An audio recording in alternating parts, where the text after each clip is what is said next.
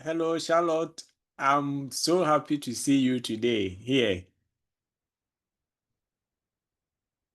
Finally, you've been able to join. That's great.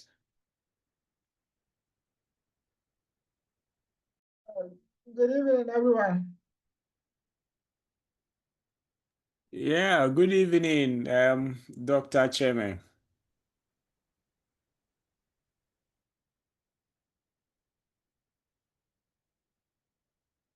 Uh, Baka, please check the moderators platform for some updates.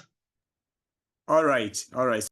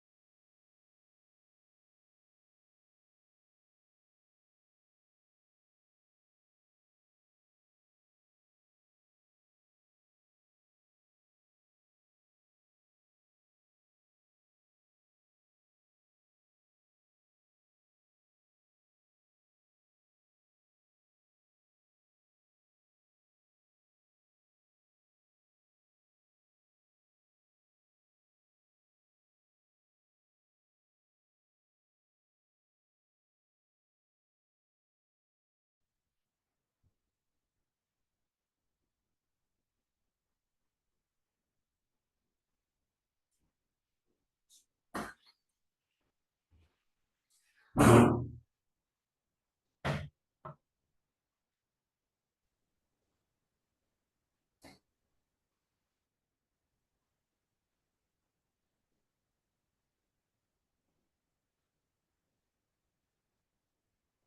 morning, good afternoon, good evening, everyone.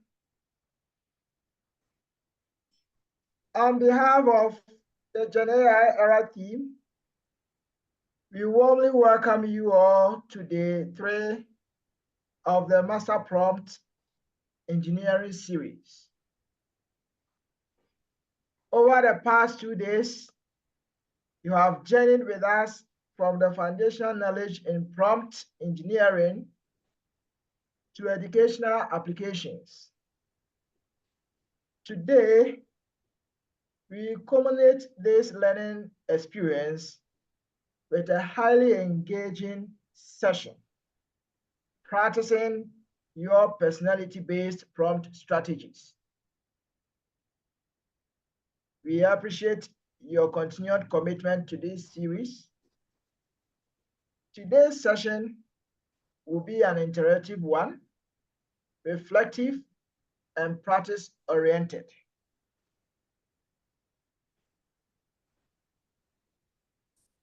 Today's session is proudly led by the GenAI Era Graduate Research Team in collaboration with the AI for STEM Education Center.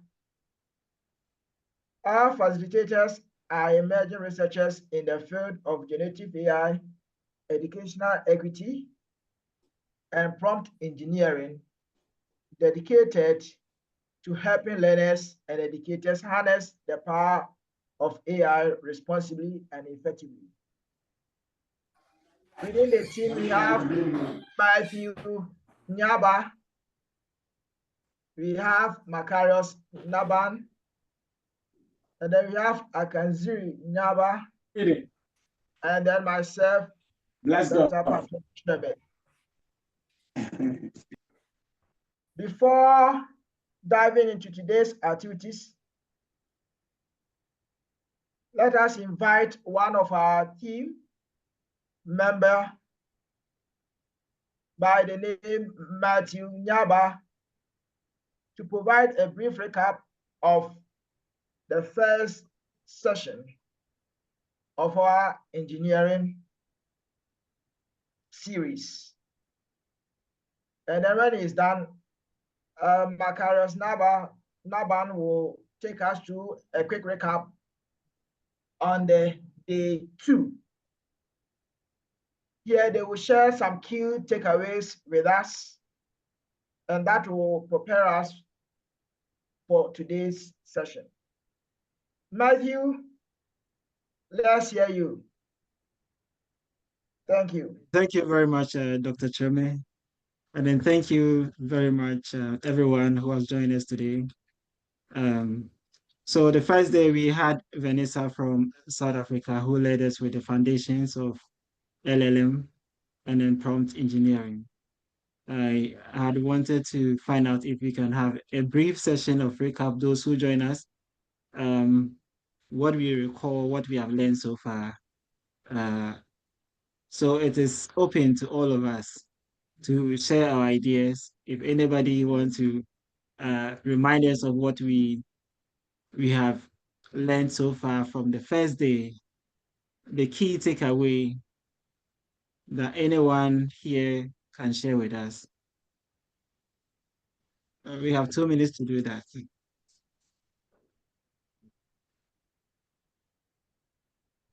Please, if you want to speak, you can raise up your hand or probably unmute and then start talking. Thank you. Yeah.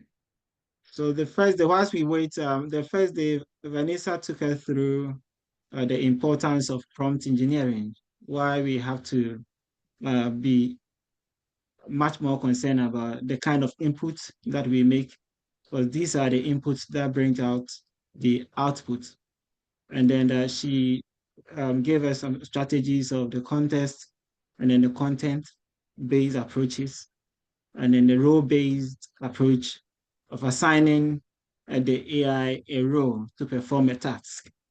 And then she also highlighted, if I could just remember, she highlighted tools that she has been using. And then the highlights of such tools included the BRISC, which was for educators, teachers in particular, that you could use it to design lesson plan. And then she also shared something on SciSpace for researchers. And we have a lot of people sharing their experiences, how they interact with AI and how they get the best out of AI. We have people even sharing with us in the chat, some using cross-reference AI, and then some using other methods of prompting. We have somebody who mentioned how he is able to instruct the AI to even go online, giving the AI some pages that it wants it to visit so that it will give him some specific responses. And these were all part of some of the sharings that we all benefited. Do we have anyone here who would want to say something about the first day, what they have learned, or anything that I am missing that they would want to share with us briefly?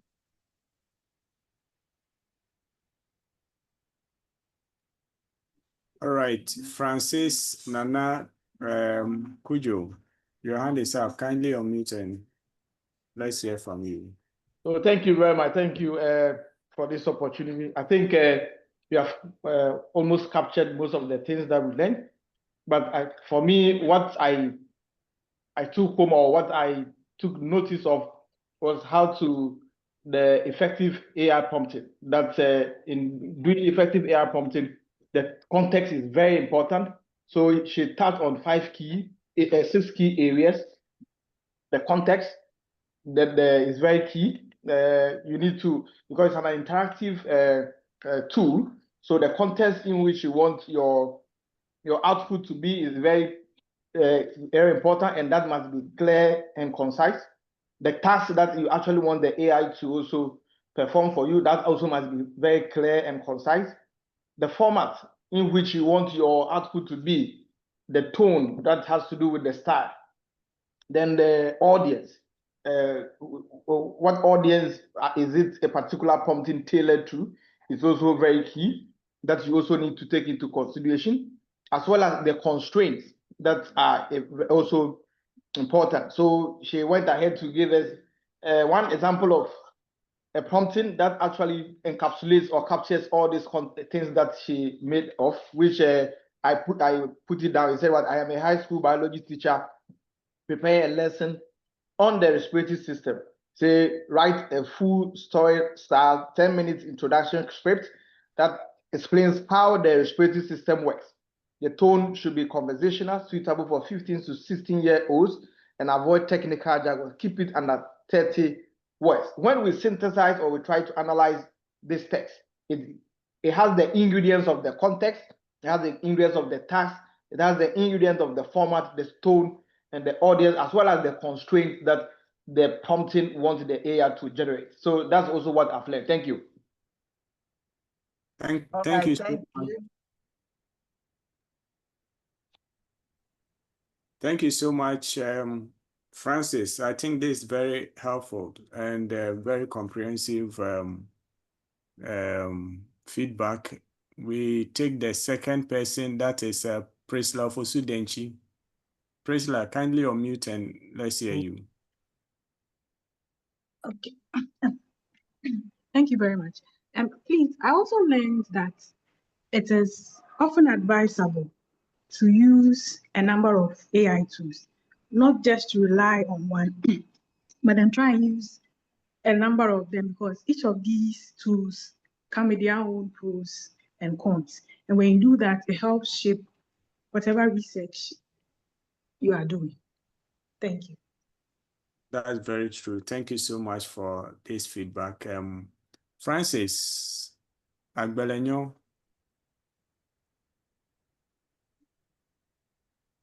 Francis, kindly unmute and talk. We are ready for you. All right, thank you. so much. As a teacher, one of the acronyms that is very familiar with is the SMART acronym, which is mostly specific, measurable, attainable, realistic, and time-bound. But in this AI lesson, we have also been taught about smart prompting, where the S means it should be specific, where your prompts are clearly defined on exact task or objective for S. M means that your prompt is meaningful, where it highlights the purpose and the importance of the task. Explain the why of the prompt, that is for M. So S for specific, M for meaningful, and then A is audience focused. If you are a teacher, you need to define the age group, the educational level, the background of the student that you are going to teach, and that helps the AI to give you a better response. So that is the A for audience focus. R for response oriented. For response oriented, the prompt clearly outlines the desired output format. Whether you want it in an essay, whether you should list it, whether it's for presentation. So your response is oriented. That's for R. And the last one is tailored. That is customize the prompt to meet specific needs. You can talk about the word limit or the requirement that you want the AI to operate. So that is the new thing that I've learned, SMART, in addition to my already SMART acronym that I know. Thank you very much. Thank you so much, Francis. We are so grateful to know that this program is helpful to you, and we hope it's helpful to any other person on this platform. Talking about lesson planning and all those stuffs, this team has put together a model which is able to help you to form or formulate culturally responsive lesson plans. And I'm going to put the link to that particular model on the chat page. So at the appropriate time, you can explore and then see how you can plan lessons that will culturally suit the backgrounds, the cultural backgrounds of your learners without stress. So having said this, I hand you over to Dr. Chreme to continue the moderation. All right, thank you, Macarius. Now we move to our reflection on day one. No, day two. We've done with day one. Now we move to day two, which was on designing effective prompts for teaching and learning. And this will be led by our brother, Macarius. So Macarius, please take over and then lead us through this reflection. Thank you. All right, thank you very much for the opportunity once again. I think that day two was not anything far different from that of day one. I think most of the things that the participants reflected on just some few minutes ago are some of the things that also came up during the day two. But in the day two, we were trying to look at how to design effective prompts for teaching and learning. And we have a session of the participants coming in with rich ideas and backgrounds and different diverse views on how to craft effective prompts. And we had one of the participants say that to kindly mute your mic. We had one of the participants, that's Genevieve, putting some lengthy prompt which contained almost everything when it comes to prompting. And I think there were views from participants that such prompts usually may lead to hallucinations, especially when you are using tools like ChatGPT that has a large database system. And other participants also had different views. And I think I wasn't the only one in this session. So I'll want to take views from participants, their assessment of day two and what they learned from the day two which is designing effective prompts for teaching and learning. So if you have any thing to reflect on, you kindly put your hand up, I'll call you, and then you can come in.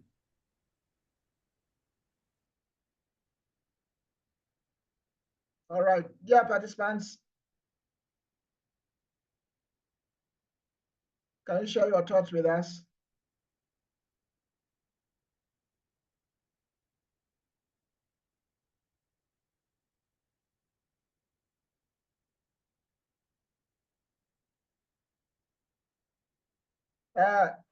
Dr. Ipechi, forgive me if I'm not able to pronounce the name right. Yes, your hand is up. Dr. Ipechi, let's hear you. Please kindly unmute. All right. Good evening. Thank you very much. Yeah, thank you very much for this opportunity. During the yesterday's section, I, for one, learned quite a lot. I have not been using each of these tools, but during the training yesterday, I took particular interest in the chat GPT, where they illustrated the details of that app, and then the other ones, they need to compare, not just to take the information given up by the prompt. And so you needed to check with other apps to verify and to own up the information given. You don't just take the information given like that, but that you will have to own up that the language will be your own tone, so as not to, be misquoted, kind of. So I think yesterday I was really, really, really impressed. In fact, I said at the end of today, I will go and start practicing the things I learned yesterday by the end of today's training. I must say that that section was very, very interesting. Yes, thank you very much. Thank you, Dr. Ipechi, for that wonderful reflection. Thank you. I guess I saw another hand up. Please kindly put up your hand, and then you'll be given the opportunity to share with us your thoughts. All right, so whilst we wait for participants to come in with their thoughts, Francis, Francis' hand is up. Sorry, Macarius, Francis' hand is up. Right. Francis, you have the floor. Thank you very much once again for the opportunity. Coming from the angle of curriculum development, one of the things I was happy about with yesterday's presentation has to do with prompt template for differentiated instruction. Research has shown that the 21st century classroom is a mosaic of diverse learners, which means that as teachers, we should be conscious of the different level of learners that are presented to us in everyday lesson, in such that our content should be differentiated. So the speaker laid emphasis on 3 areas of differentiation, which is the content, that is the skills, the knowledge that you're going to teach should be differentiated to meet the needs of different levels of learners in your class. Apart from the content, he also touched on the process, which is more or less the method that we are going to use to deliver. You should differentiate it. You don't use the one size fits for all approach for your lesson. And then when it comes to assessment, which is the product differentiation tool, teachers need to be conscious in their prompting, where we can have different varieties of assessment. Some could be visual, some could be writing, some could be presentation, some could be oral, so that we are moving away from the traditional approach of teaching, where everything is the same question for all learners. And yesterday, I linked these 3 to the universal design for learning, which is one of the emerging models of teaching in the 21st century classroom, which also has 3 principles, which is the first principle is the multiple means of representation. The second principle is the multiple means of engagement. And the third principle is the multiple means of action and expression. And it's aligned perfectly with the content, the process, and the product. And I believe that if you have this at the back of our mind, and as we approach our learners in the day-to-day lesson with the help of AI, our lessons will be more beneficial than before. Thank you very much, and I'm grateful for the opportunity. Thank you, Francis. Zacharias, can we have your last words? Yeah, my last words are that this gathering is one of the greatest because looking through the profiles of those on this platform and the ideas being poured onto this platform, I think one cannot say anything but count himself or herself likely to be part of this platform because of the personalities that we have here.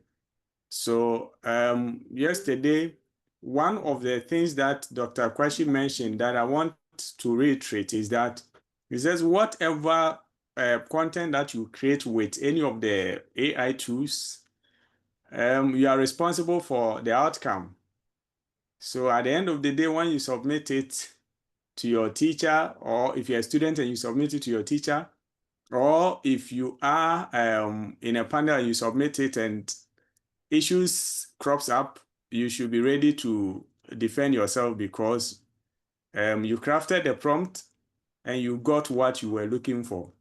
So we should be very mindful of whatever responses we get from any of the AI tools that we use and try as much as possible to cross-check, take oversight responsibility, and make sure that whatever information that has been given us is accurate and not falsehood. Thank you. And over, Dr. Chairman. Thank you, Macarius. Thank you, Matthew, for leading in these reflections. Now that we are aligned, one of our facilitators from the Gen AI era team will walk us through today's objectives and give us an overview of what to expect, including tools and breakout activities based on your communication style and personality preferences. Help me welcome Matthew Nyaaba, a PhD candidate at the University of Georgia, USA. Matthew, you are welcome. You now have the floor. All right. Thank you very much, Dr. Chairman, once again. And thank you once again, everyone. It's really a great opportunity and a privilege to be here with you all, journeying with you for the past 2 days. It's been a learning moment. We are all, as I mentioned, the first day, we are all struggling through this new paradigm, even though we don't want to accept it that it is a new paradigm, but it seems so that we are getting there. So today I'll be leading the session just for that name of leading, but the majority of the work will be done through the activities. We will engage ourselves, the questions, and then the thoughts and our experiences. And we also have a breakout room. Just a quick one. We were talking about prompting, but I wanted to try this conversational prompt and see how that looked like with you. So let me know if you can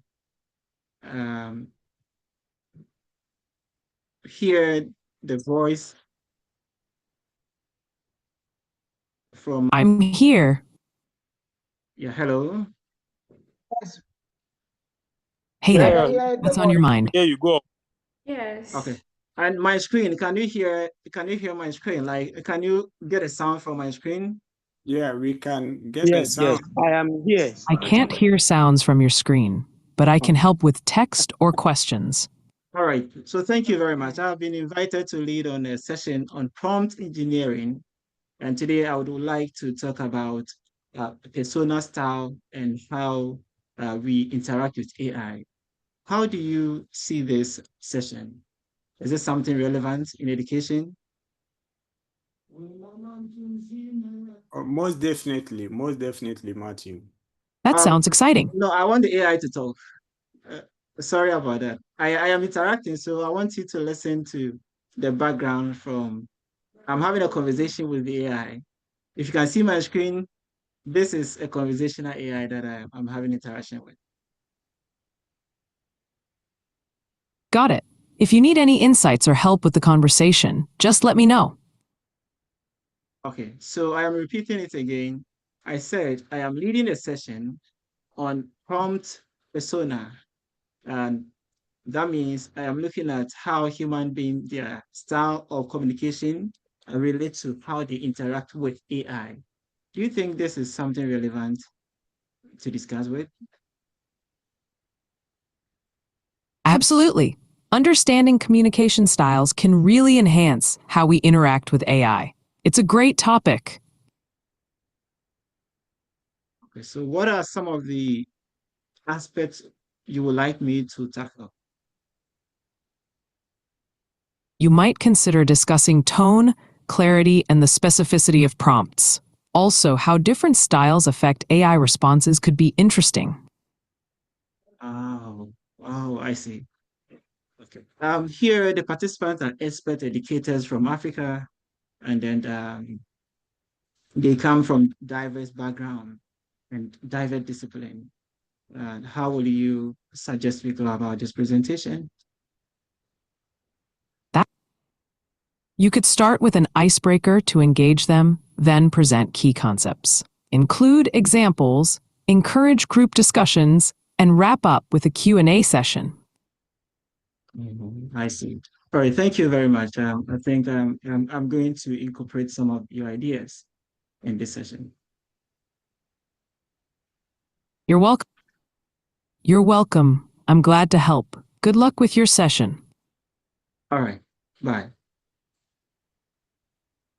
Bye. Have a great day.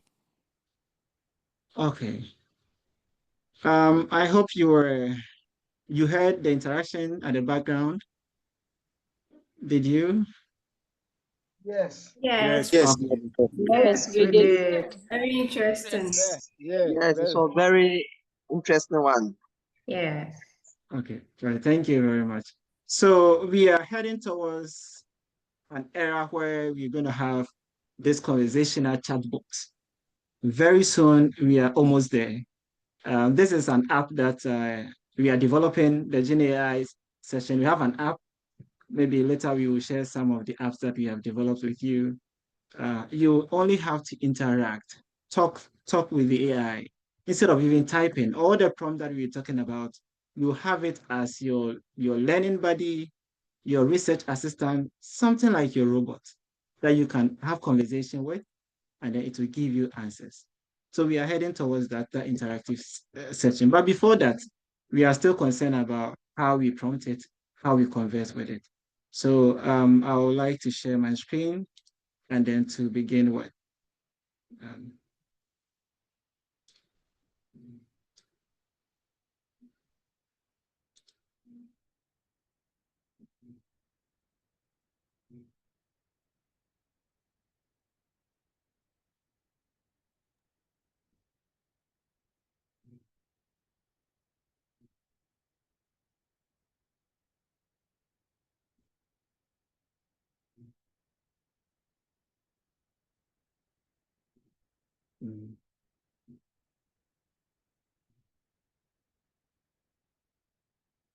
Okay.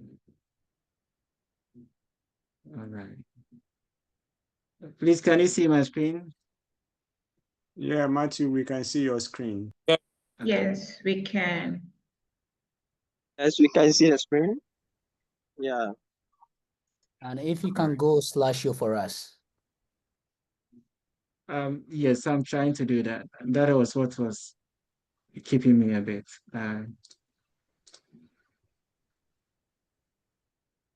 I'll still do it. I think I should do that. I should be able to do that quickly. I have two screens, so it projects to the other one. All right, I found it. Yeah, can you see it now? Is it clear? Wide? Yes, okay. Yeah, clear, wide. Yeah. Okay. Okay, thank you. Yes. All right. So today's session, as we mentioned, we really have a lot to do today. It's going to be an engaging session as well. We'll be looking at, we will review some student writing and then also try to understand the cultural discourse within AI. I am being noted a bit when it comes to AI and then cultural responsiveness and then maybe the biases within AI and then the need for us to have context-related AI, and then developing critical AI literacy, a brief of it, and then what is prompt engineering is then personality models for prompting, the two major ones that I looked at, and then emerging prompt strategies by personality trait. Then we will have a breakout activity, room activity. There is a link that we will share and we will all go through that and identify our personality traits. And then we will have the group come back to the main room and share the experiences. We're going to do some practicing prompting to see the variation among the groups. Then we will look at the key takeaways and then tools that we have curated so far, we will share with you. Then the certificate issues will proceed. So a quick one, you can share with me. Yeah, so I was going through the OpenAI community playground. There's a community AI community where we have developers, educators, AI enthusiasts, and advocates share their experiences. These experiences are what the open AI and most of these tech companies use to refine their tools so that it will meet the needs. So someone asked, prompt is very, very important. I just wanted to share this with you that this person somewhere 2020, 2024 asked, I would like to use this character for my app. Please, can you see my screen? Yeah, Yeah. Matthew. Yeah, we can We see, can we see can see it. the image. All right. Can I get one person to read so that I'll be more convinced? I'm only seeing myself and the laptop, so I'm not seeing the Hello, participant. Yeah, can hello. somebody volunteer to read what On. do you see? Yeah, hello. The reading Yeah, is how do you very I'm seeing clear. an It's image too of a small. lady, a young lady, I would with like a to book. use this character for my app. The problem is I can't really replicate the image with different posts.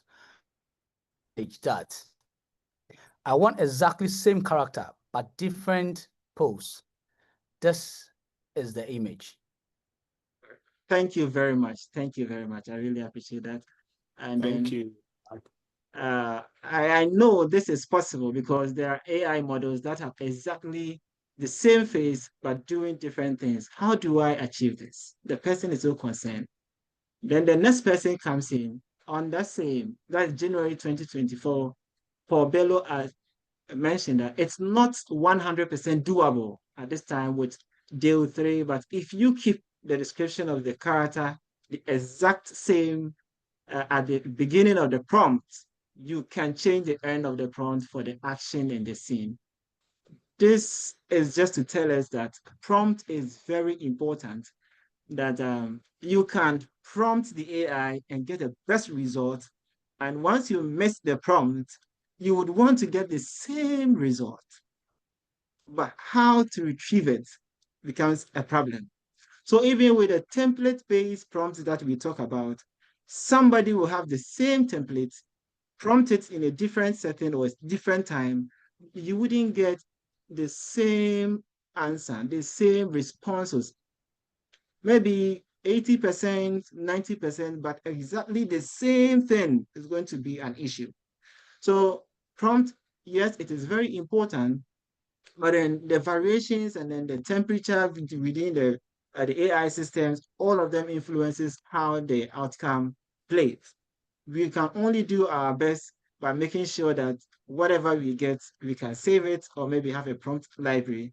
But then the responses, 100% that somebody will share that, oh, this is, at time you see, oh, this is 100% best prompting that you can use to do A, B, C, D. No. The person can get that 100% effectiveness you would do and you wouldn't get it. This is not to say prompting is not important, but the prompting is very important because once we develop our own personal prompting, how we interact with the AI, we would not be relying on an already made prompt, thinking that this can give us almost every day the same results as we wanted. Yeah. So generative AI in general, just to give a brief of what we've been presenting, recently I mentioned it in the first day, and then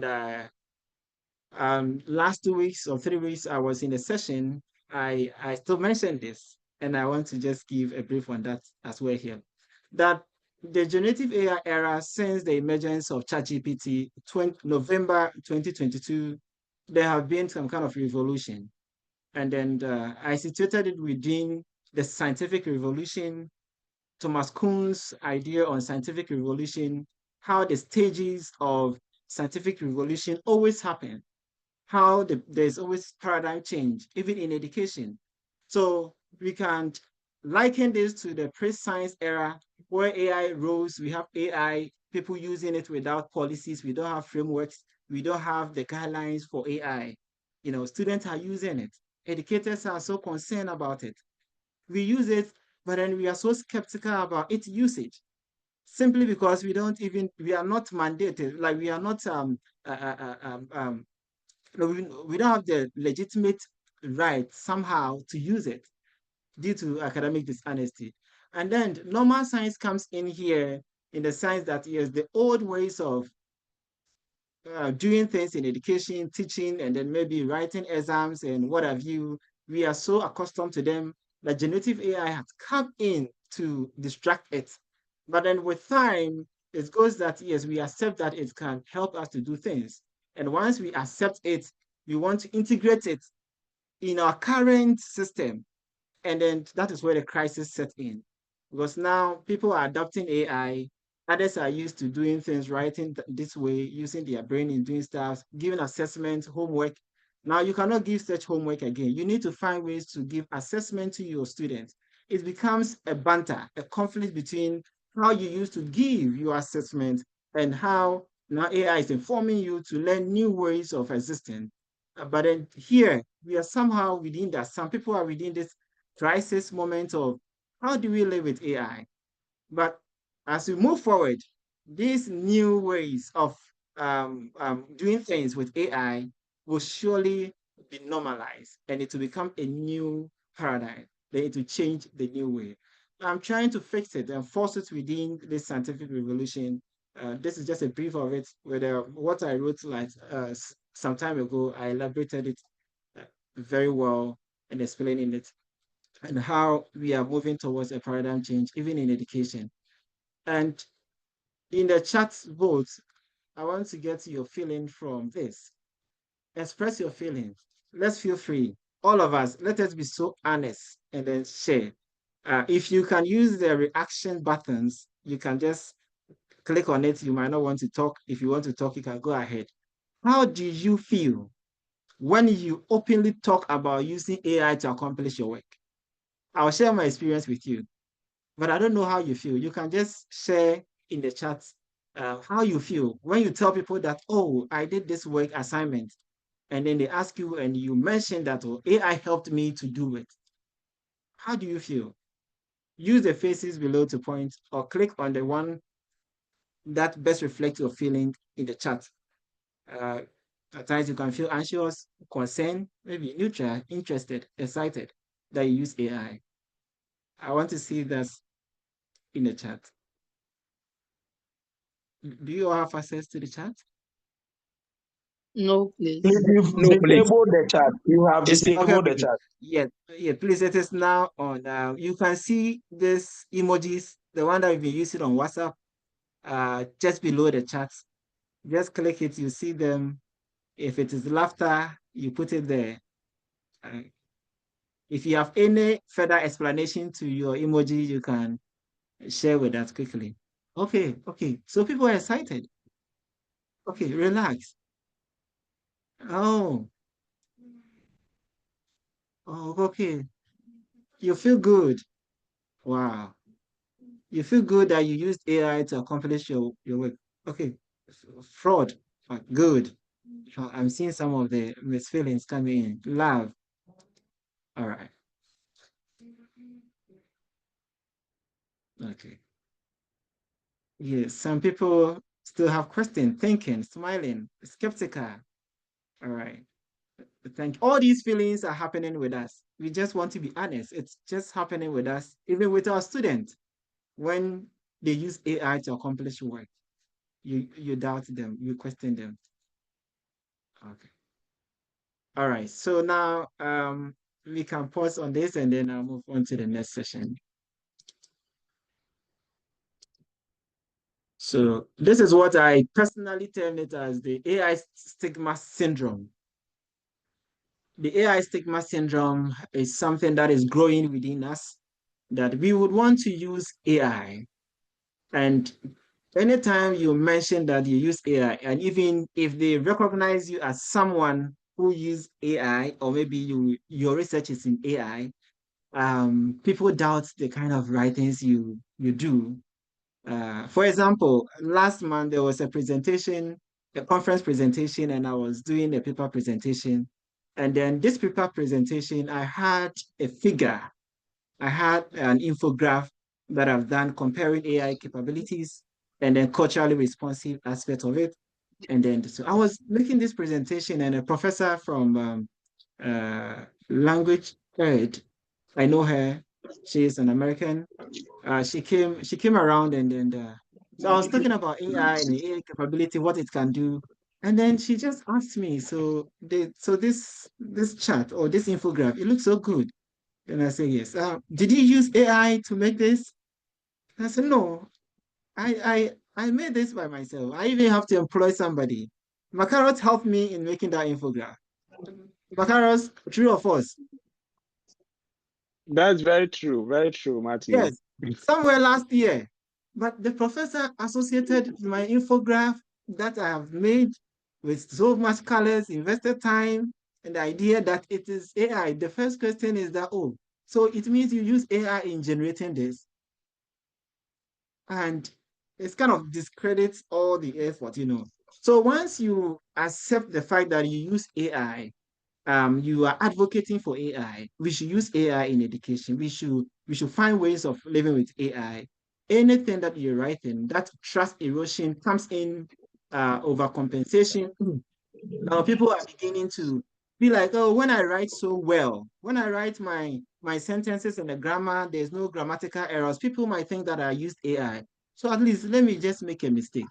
Now people are coming out with that. And then the creative part, this is also comes in. Writers become overly self-conscious about their natural writing patterns, and then the attribution anxiety, that fear of being accused of AI use even when writing independently. So once you come out fully, it becomes so difficult. That challenge, that syndrome seems to be following us. But then with us who are here and we want to learn about AI, I am saying it that we learn AI not because we are not accepting, or we are not admitting that AI has errors and biases, and then also affect maybe academic dishonesty. We want to look at the aspect that resonates so well that we can use to enhance productivity, and then also enhance our learning, and then also be able to contribute to the needs of us. So here we are in the era. Jill Benson is associate professor of poetry. He made a presentation some time ago that we are in the era of homework apocalypse. And here, a lot of people are using AI.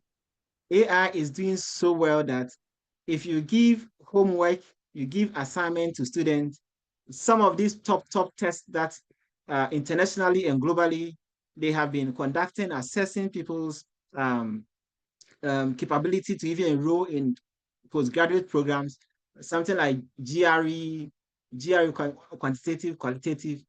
AI was able to outperform all human, the average human on all these tests.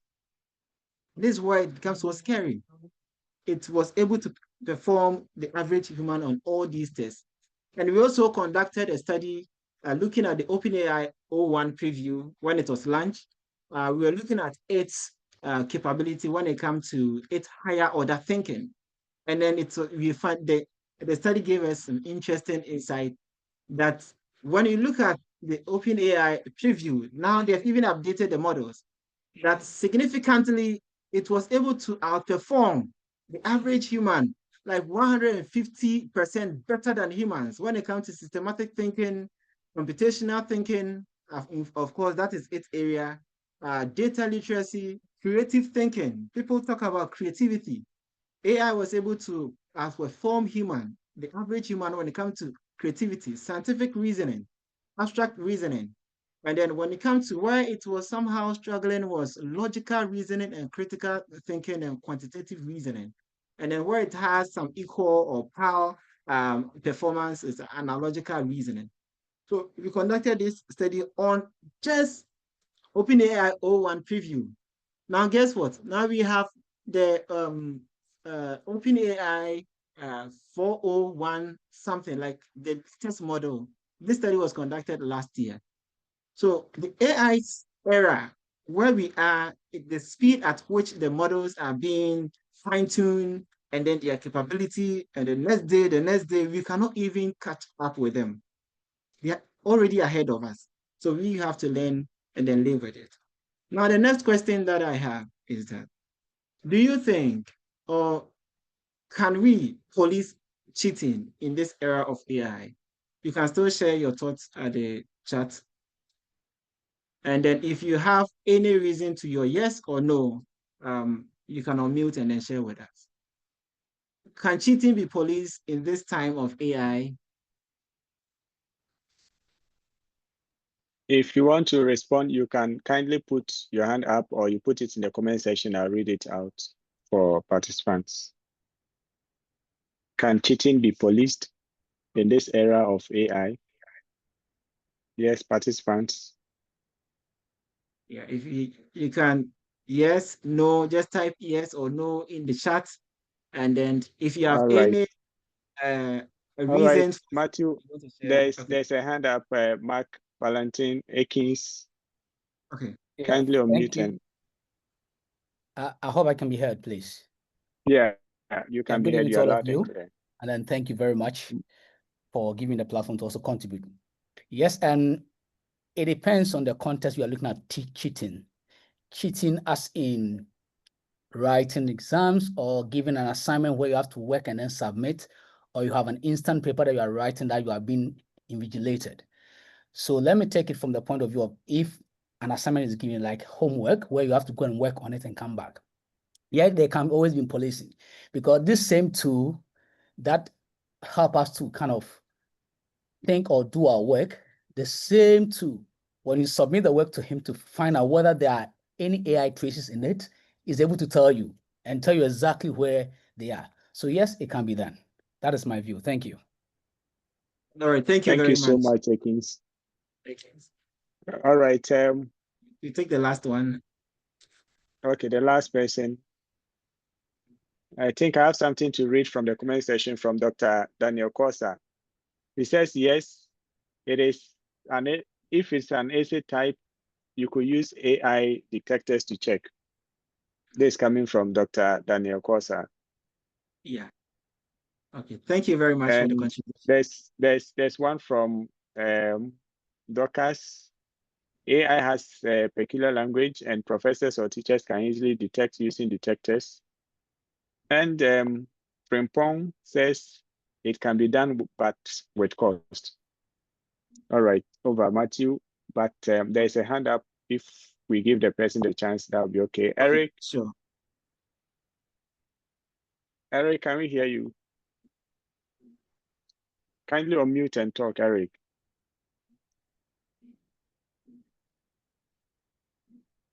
Eric, kindly unmute. Your microphone is muted, Eric, so we can't hear you. All right, Matthew, whilst we wait for Eric to unmute and talk, you can proceed. So I can also see Dr. Patrice Barrett. And Patrice is in South Carolina. She says, I don't think so. And then I think it's expensive now. And no way content, it cannot mimic humans too much. Okay. So Patrice, see your comment here. Thank you. Yeah, I don't know much about AI. I'm coming in on the back end. but I know our students are learning to use it, and I know everyone's saying yes, it can be policed, but I mean, I think eventually kids are going to find a way to get it to where whatever responses they're giving, they're removing the AI from it, and I think it's almost out of control. I'm not quite sure. I'm still learning. Sure. Yeah, thank you very much, Patrice, for your contribution. Yeah, we're all learning. Yeah. So there is that thing of AI be police, and that is where the discussion becomes much more intense, and All that's where right, the Matthew, content. can I make a quick comment? Okay. Yes, I'm seeing from the comment section, a lot of the participants are of the view that AI detectors can be used to police the cheating, in quote. And Yeah. that is very true, but that is always not the case, because there was a test trial we did. We had to run a passage that was written before these tools were we started using some of these tools. That was before 2020. This article was written before that time. And we ran it through one of these AI detection tools, and the scores, it came out that it's 98% AI generated. So the question was, so what is wrong? So what I'm trying to say is that, yes, the detectors are there, but they are also still undergoing there's some kind of debate around it. So we are still not sure whether they actually mean what they bring out as their results after scanning through a document. So that's my response. Thank you, Anoba. Okay. Thank you very much. I think we are all sharing the same sentiment out there, even with those who are in the ethic, and then researchers, and then experts in the area when it comes to research and publication. I've seen somebody also within Joseph Yalkan is saying that they use AI detectors to reject papers to detect, and then AI can actually help you to make our research easier, but how can we minimize its usage? You number, okay. So the same sentiment here. Can GTV police, Dr. Or Kasha, Benson? Matthew, or Kasha, can we give Okasha the chance to? Okasha, kindly pass your comment Okay, that should quickly be the and then we last one so proceed. that we can proceed. Okay. Okay, thank Yes. you so much for the opportunity given. I agree with what my boss said about the detectors currently being subjected to some trials and then some particular debates. However, I've had an experience with one friend who is currently in London doing his master's in nursing, and he contracts my younger brother in Ghana here to be doing his works for him using AI with his friend. And unfortunately, on his part, in fact, one day they did an assignment for him, and then he submitted it. He was just dead, and they called him to their DC, disciplinary committee. In fact, when they called him, they mentioned my brother's name and not of his friend's name, and said, "Who are Muhammad Hadi? Who are these particular people?" In fact, they told him that this is what the person used in writing it, and after doing this, he actually paraphrased it with this particular AI tool in that manner. So, to be policed or not, I'm sure that we are underserved or underprivileged to certain things about these AIs that as compared to other developed countries. That's just my submission. So, thank you so much. Thank you so much. This information is very helpful. Matthew, what do you think? All right, so I'll share my opinion as we are all learning through. So this one, we had a session on AI, and then we have Dr. Benson who presented on this. Teachers believe they can still easily detect AI usage. No AI detectors. Research has indicated that no AI detector can reliably identify AI-generated writing with high accuracy, especially after multiple prompts. So depending on how the person prompted it, and people who have been using AI so well, if they use it, it will be very difficult for them to turn it in and whatever it is. Then the question that we even asked that the AI detectors themselves are AI. They are AI tools. So for AI to arrest AI, it's going to be so difficult. They are using AI knowledge, the knowledge base, architectures and whatever it is, to detect the AI generated content. So there have been issues where people have rewrote their content naturally by themselves and then turn it in or saying that it was written by AI. There have been instances where people use AI to write and it says, oh, this is purely humanly generated content. So for now, there's nothing like that.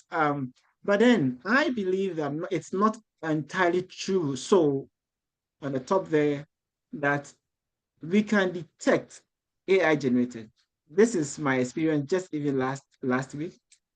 A colleague asked me to review his comprehensive exams for his PhD. And then once I was going through, the writings are a bit small, please pardon me.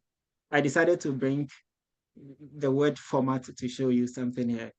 Once I was going through, because I have been maybe at times be reading and be using AI for research, I'm not familiar.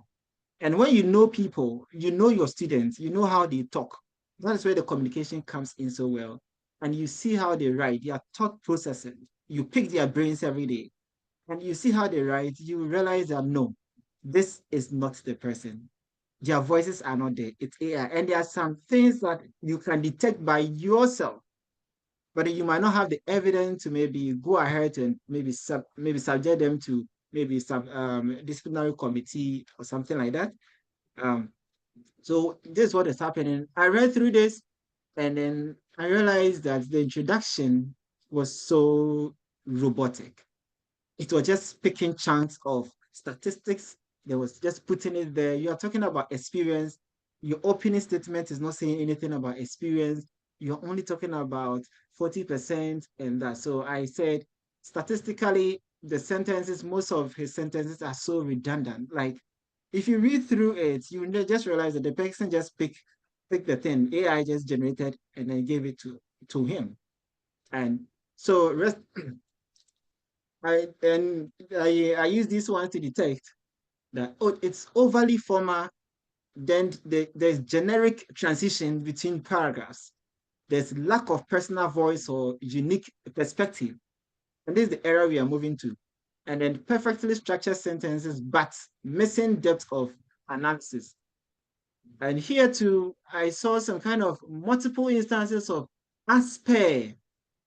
Asper, yes, people can say people have mannerisms, it is okay.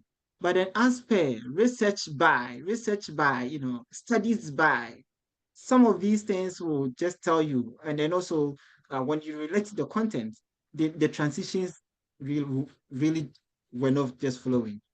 And then, so I have to comment and then give him, I know he used AI.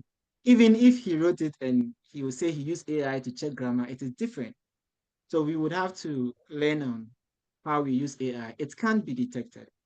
It can be detected when with human in the loop by human oversight. It can easily be detected. People who know you, they can detect it.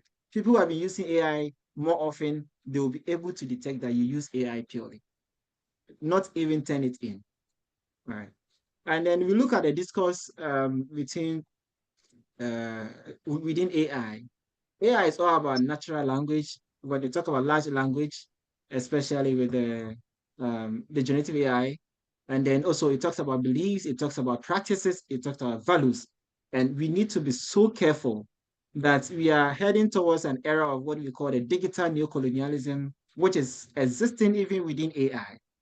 So that every content that you pick from AI, if you're not critical enough, you will just pick a content and say something that, under normal circumstance, if you ask you, you wouldn't have said that. You wouldn't have been biased towards certain group of people. You wouldn't have been maybe suppressed, maybe say certain words that will sound like you are demeaning some group of people. So I had this video that I wanted us to watch. Let me see.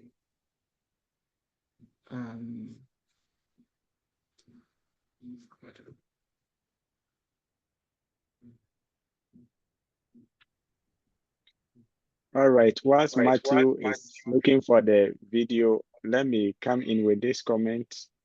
Matthew, and the participants, all of us, what about you training your model with your own write-ups, probably prior to the time you started using this AI for your writings, so that you train your model to kind of assume your language and then use it in writing your subsequent write-ups using AI. I don't know your thoughts. So participants, if you have any thoughts, you can express them whilst we wait for the video.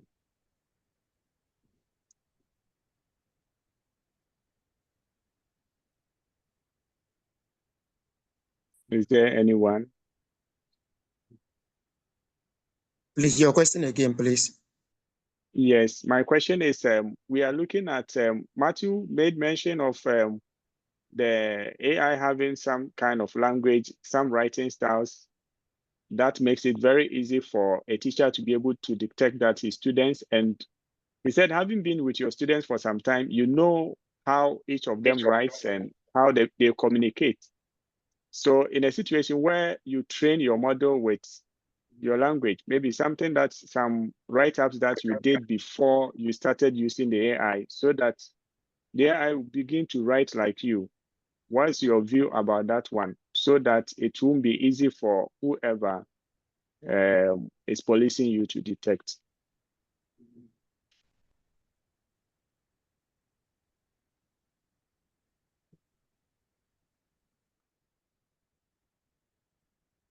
Is that okay?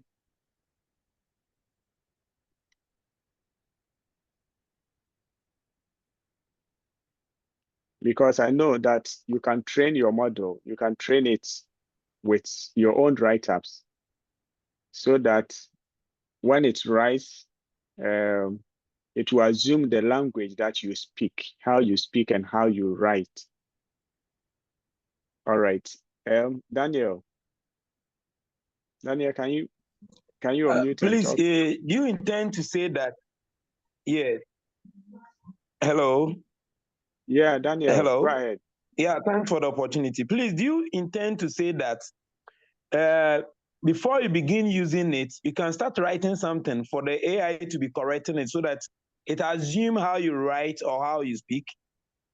Not exactly. I mean, before this AI thing, before 2020, probably you had written some articles, some passages in 2019, 2015. You look for those information, something that probably you wrote yourself, and your own writing skill, probably your text messages you've sent to people, how you have communicated with people in writing, and use it to train your model currently, so that in writing using AI, the AI will assume the position of using your own writing style to generate content for you. And I'm asking, would that also not help the users so that they won't have any problem with whoever is policing them? Yeah, I think we'll talk more about that as well. We were in the next sessions.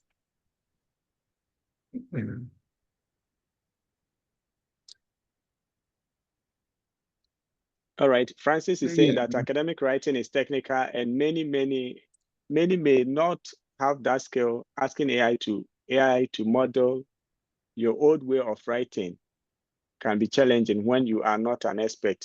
Thank you so much for that response. So what Francis is saying is that you need to be skillful, you need to be an expert to be able to train your model with your own writings, so that the AI can assume that role of writing like your own self.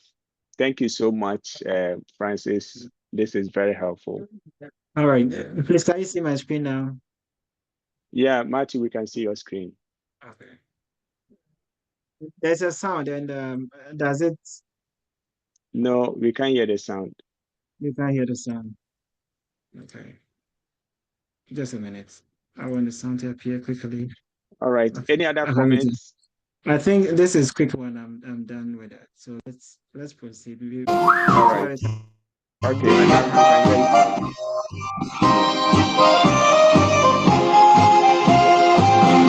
now.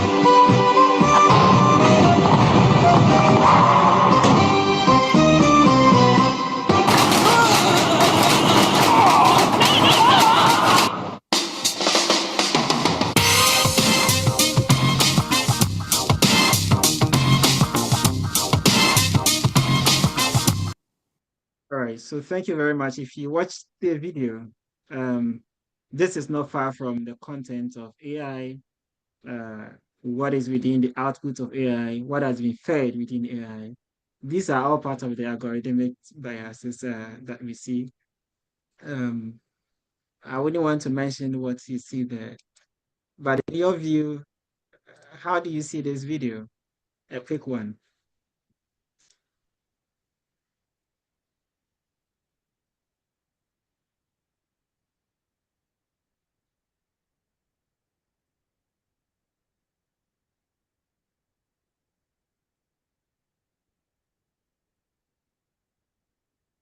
And hello, anyone to share an opinion on the video?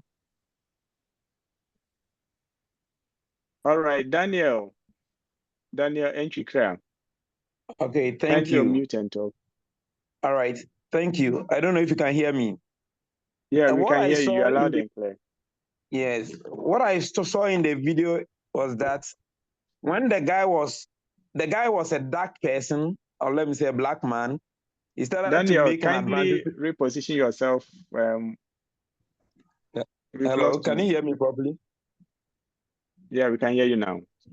Yes, I said the guy was a black man, and he made an advances, and he was being pushed into a machine, and he came out differently. That was what I saw. All right, thank you so much. Priscilla Ofosudenchi says this is purely racism. All right, Beatrice, no, Enyunam Mensah. Thank you very Yes. much. I Okay, think go ahead. that generally I can say that that is an impossibility in reality, but with AI it was possible. All right, thank you very much. Yes, Beatrice Soforiwa, thank you. Yes, hello. Good evening, everybody. Hello, yeah, good evening. Yeah, I saw an ad that used AI to be very creative, but to be very innovative. However, I saw some form of limitation in the fact that the concept that was woven into that advert wasn't, I don't know whether I should say differentiated enough or something. It's actually posing a bigger discourse of race, of color, and of subordinating one color and elevating another. So there's a whole psychological twist in there. However, AI was able to project it as very colorful, exciting. The whole concept is very deep. However, it has a big gap in there. Thank you very much. Wow, thank you so much. You saw it from two perspectives, the positive aspect and then the negative aspect from where we are sitting. Thank you so much. Salama Teresa, the last person, Salah. Yeah, that should be the last Yes, person. please. Yeah, that is the last person. Please, thank you for the opportunity. I'm seeing the video in two perspectives. One, I'm seeing that maybe it's a form of advertism where they are trying to showcase how powerful the washing machine is.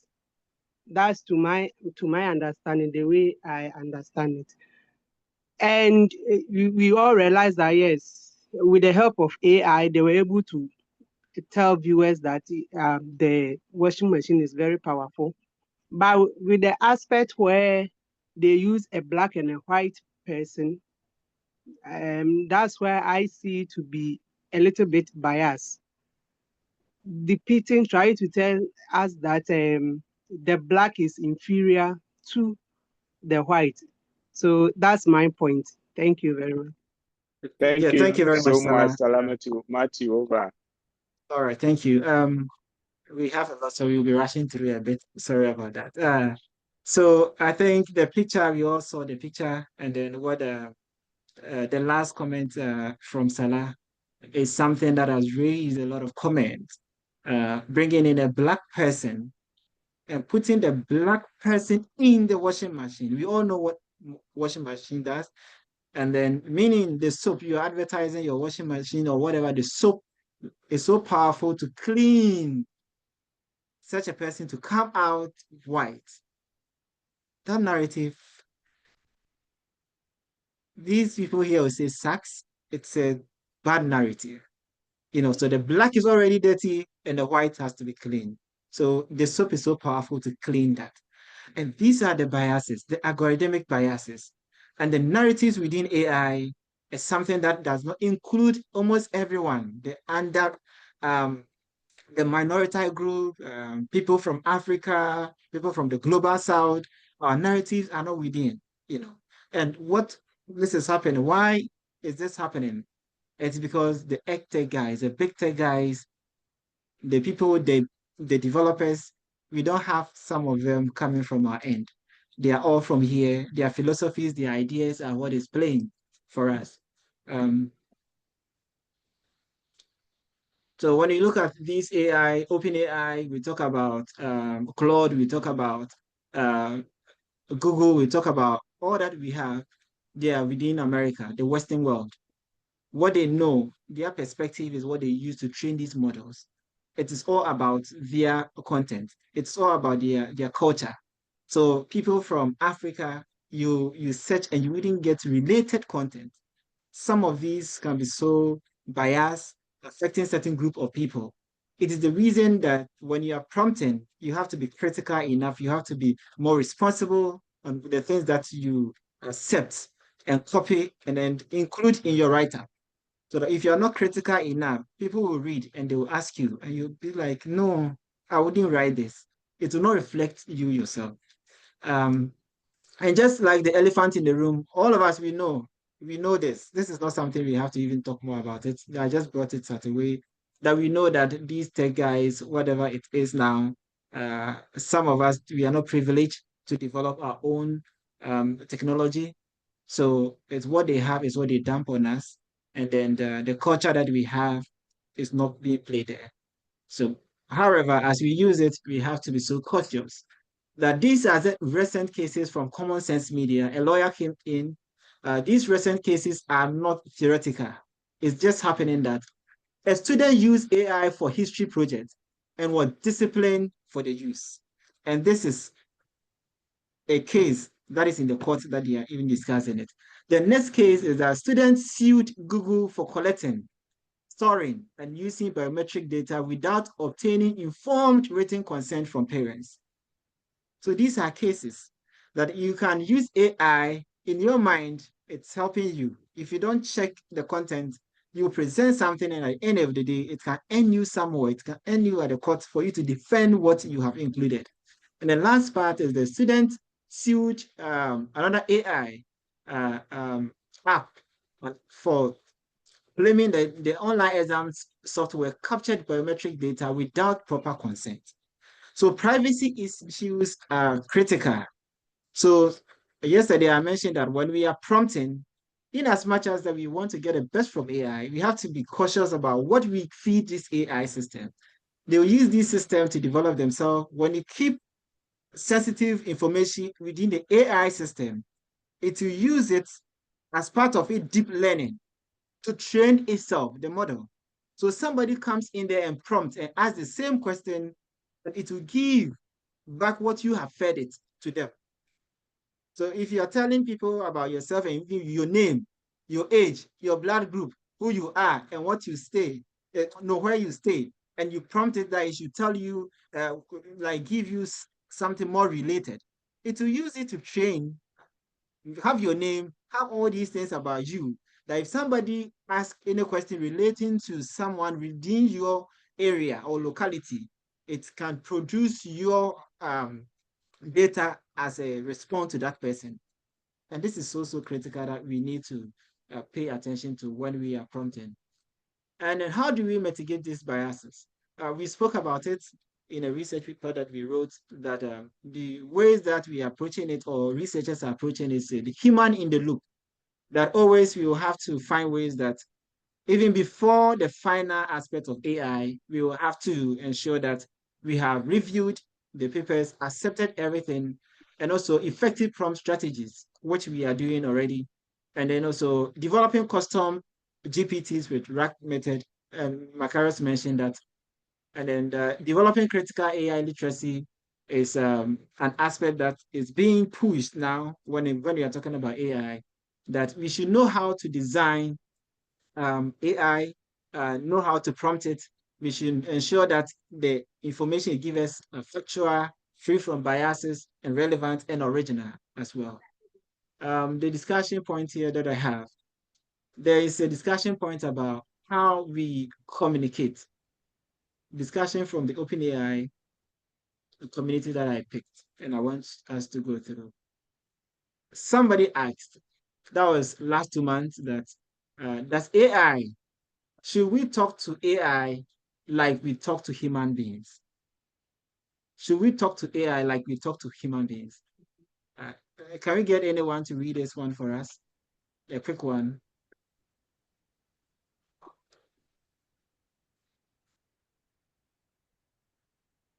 All right, Patrice.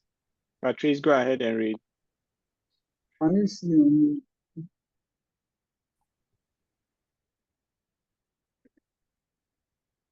Patrice, kindly unmute and read.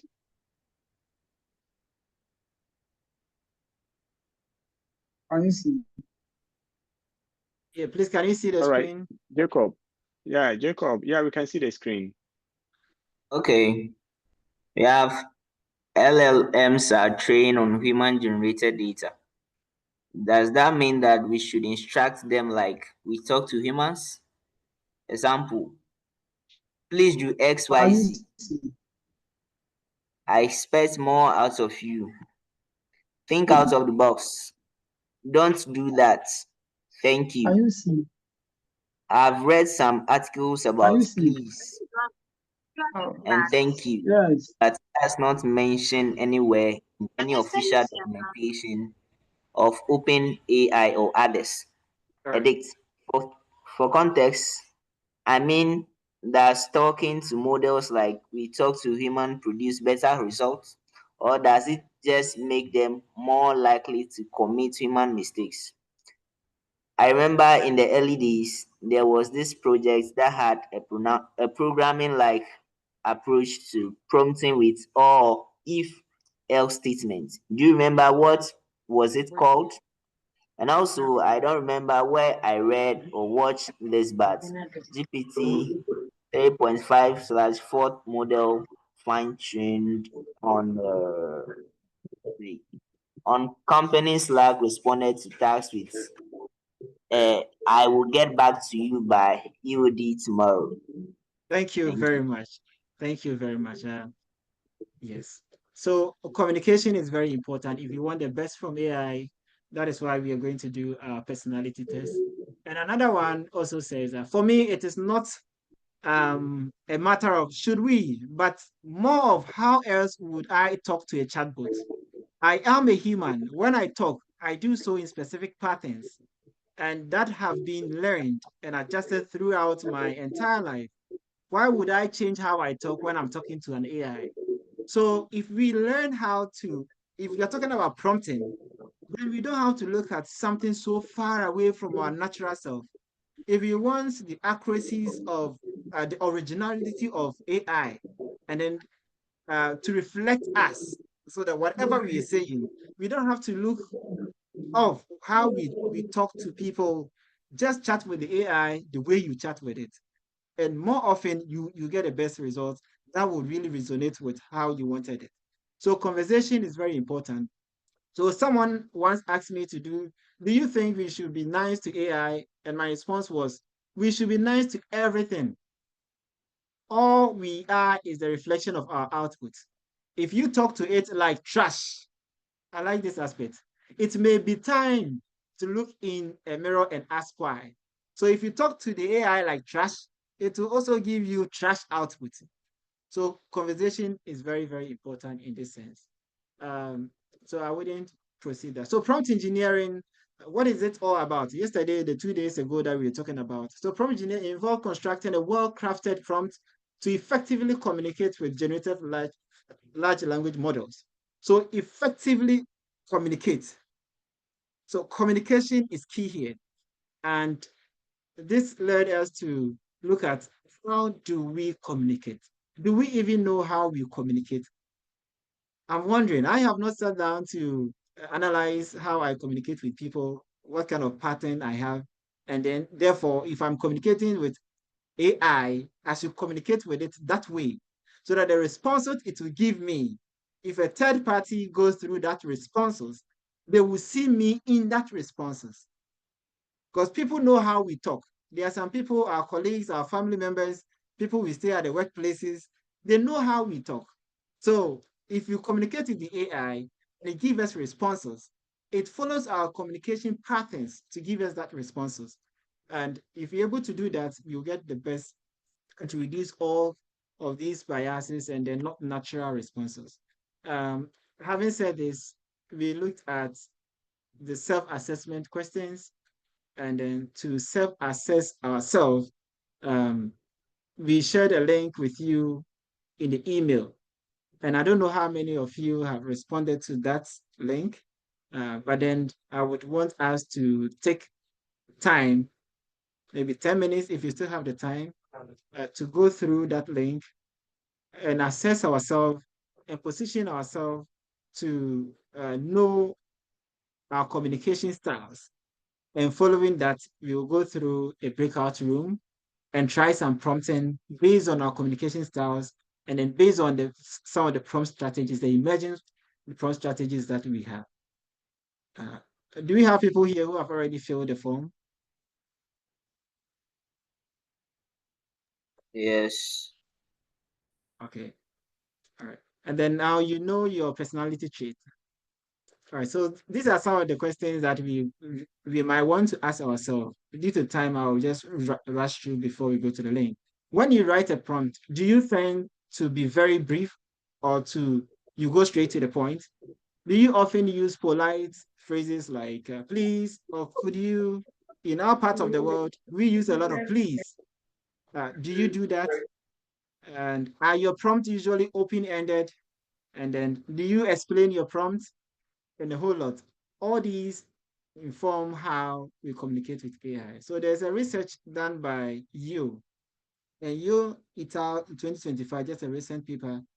They said that these models that we use, they kind of have connection with the way and manner human communicate, the trait of human. So those who are open, so open, GPT-3, for instance, respond to people with accuracy. Those who are open and give it free the liberty to generate. So where you see the highlighted or the deep red tells that the model performs so well when it comes to that personality prompt. So openness are the first prompt. And then we have Mistral, 7B, Llama, and Falcon. All these GPT, they respond in that way. So the heat, as you saw, the heat map, as you saw, it shows the 5 big personality traits which are used in this session. We have the ocean, openness, conscientiousness, extraversion, agreeableness, and neuroticism. And then you see the Y and then X-axis. It also talks about personality traits. Let me go back this one. And the ratings that we saw, the blue to the red, tells as it indicates the extent to which the model responds. And then finally, everything about what I was talking about, the different kinds of models and how they respond.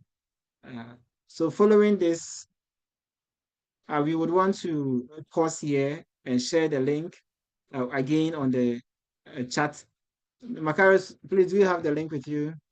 Yeah, the link is in the chat now, so participants can. But Matthew, would you throw light on how the... Okay, so I can share your screen. I can take us through quickly. Yeah. Yes. With the link. Quickly, just in 1 minute or 2 minutes. So, however, the link is in the chat session for participants to click and then fill the form. Let's give Matthew 1 minute or 2 so that he will take us through. Thank you. Whilst we wait for Matthew, I want to stress on this that, looking at the nature of our presentation today, it's so packed sad that we cannot have it within the 1 hour space. So we will plead with you to stay in the call whilst we engage further on this subject. Thank you. All right. Thank you, Dr. Acheme. Some people are saying they are unable to copy it onto their laptop. I'm putting it in the WhatsApp group too as well.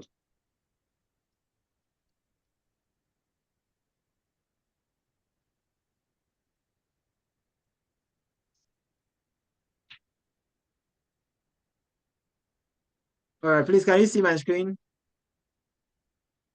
Yes, we can see the screen. Participants. Yeah, I'm just here with my screen alone. Okay. So this is the 5 big personality trait test and the communication. We are linking it to ourselves, how we talk. We're going through it.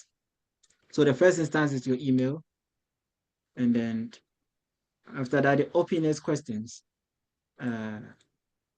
For example, openness, I enjoy trying new and unusual activities. You check, be so honest to yourself and then check them out. So here I checked 4, 4, 4, 4 for myself, and I came here to the last one. And what you have to do, the only small exercise you will do that does not automate this is that you calculate. So 4 out of the 5 questions, so 4 times 5 is 20, then I put my 20 here. Then I go to the next one, ensuring that every detail, so this one is on conscientiousness, ensuring that every detail is correct before completing a task is important to me. So I'll check here 5. I frequently check my work to ensure it meets the required standard. Okay, 5 here. I strive for accuracy and precision in all my tasks. Okay, I'll put 4 here. I follow through with my tasks until completion. Do I do that? Okay, 4. I make careful plans before acting. Okay, I'll put 4 here. So here, out of that, 1, 2, 3, 4. So I have 4, 12, and then I have 10. So that is 22 for me. Then extraversion, I find it easy to build and maintain close and personal relationship. Okay. 4. I am comfortable expressing affection and care towards others. So we are using 10 minutes to do this exercise. So please feel free and relax and do it. After the 10 minutes, I will jump to the breakout room so that we can meet the time. We are targeting working within 2 hours and then 3. And I seek out social events and gatherings. Okay. I feel energized when I spend time with other people. Okay, I have this. Right. Someone is asking what each number means. They are ratings. So they are ratings. Each statement, you rate yourself based on each statement. You know yourself better. So you can choose to rate yourself 1, 2, 3, or 4, or 5, any of them out of 5. And then at the end of the day, you put all together. If you rated yourself 1 in the first one, the second one you rated yourself 3, that makes it 4 in that order. Then you put your total there and proceed to the next page.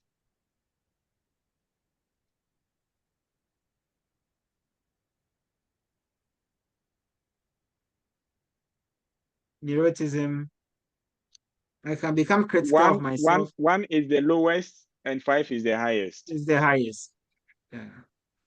1 is the lowest and 5 is the highest. So those asking in the comment section, that's for you.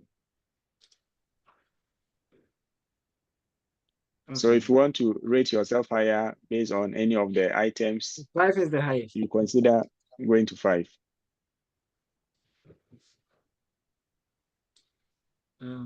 So let's say 20. Rabiatu, I think kindly check your network. Macarius. Yes, Dr. Kwashi. Dr. Kwashi, over. Yeah, I just want to reiterate that this is more like self honesty assessment test. Exactly. So, yeah, you don't have to Exactly. impress anybody. You don't have to. It's not for showing off. It's just Exactly. honest to yourself. Exactly. Thank you so much, Doctor, for that addition. Thank you so much. Yeah, exactly. Thank you so much. You're only assessing yourself and to be honest, how you feel, you think you have been doing. So at the end of the day, I'll check the ones that I had the highest. I think this one, the one that I had the lowest, I had this, and then do your results align with how they describe you? Yes, somehow. So I'm six, yes, somehow. And this is okay. Just to get a position, there is the full test link is there. We will share it as part of it, and you can play with it. So this is for the session, the full test to really get to know your personality test. The questions are more than this. So we streamline the questions for this session so that we can go ahead. They are more than this. Yeah, you have 20 in about 3, 11 and 1 and about 17. Okay. So, and then you can also have a mix of them. Yes, it's possible you have a mix of them. And you can have somebody who almost all these traits applies to them. And then I submit. So openness, creative and open to new experiences, structured and goal-oriented. So here you will see that after submission, we are not saying this is the best openness person. Someone who is openness is better than someone who is agreeable. No. If you have low, you have that. It tells how you want to manage your thing. So if you're agreeable, maybe more independent or assertive in relationship, emotionally stable and stress resilient. All right. So I'm not supposed to mark. Yeah.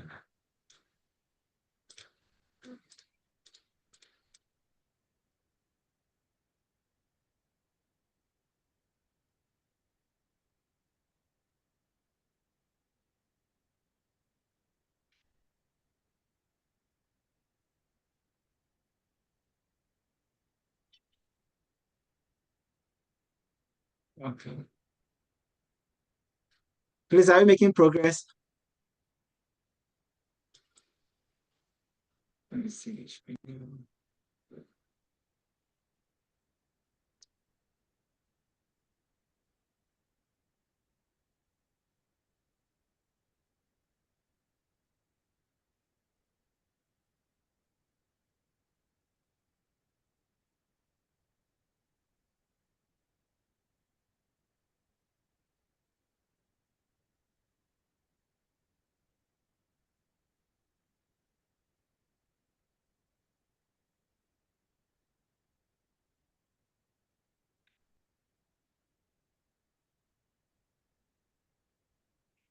After submission, there is a button for you to click or tap on to view your scores.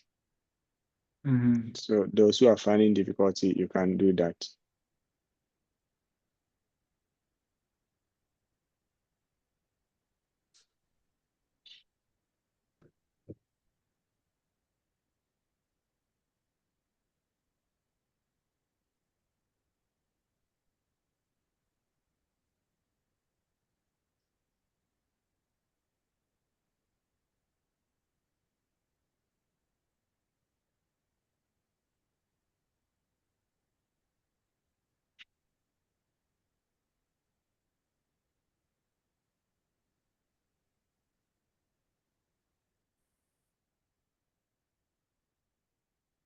All right. I think we can proceed, right? Hello.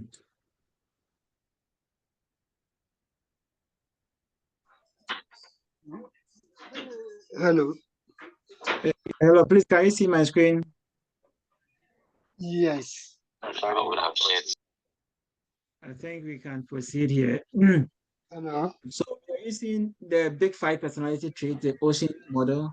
And this is how it look like. If you're an openness person, you like to explore like multiple innovative ideas for problems. You encourage creativity as well. And then if you're a conscientiousness person, you align a step-by-step plan with deadlines and clear. You also prioritize the clarity. You support structure, efficiency, and detailed planning. And if you are extraversion person, sociable, or somebody energetic, your trait suggests that you like engaging high energy approaches that involve interaction. You emphasize on collaboration, group tasks, and then dynamic ideas. So that is you.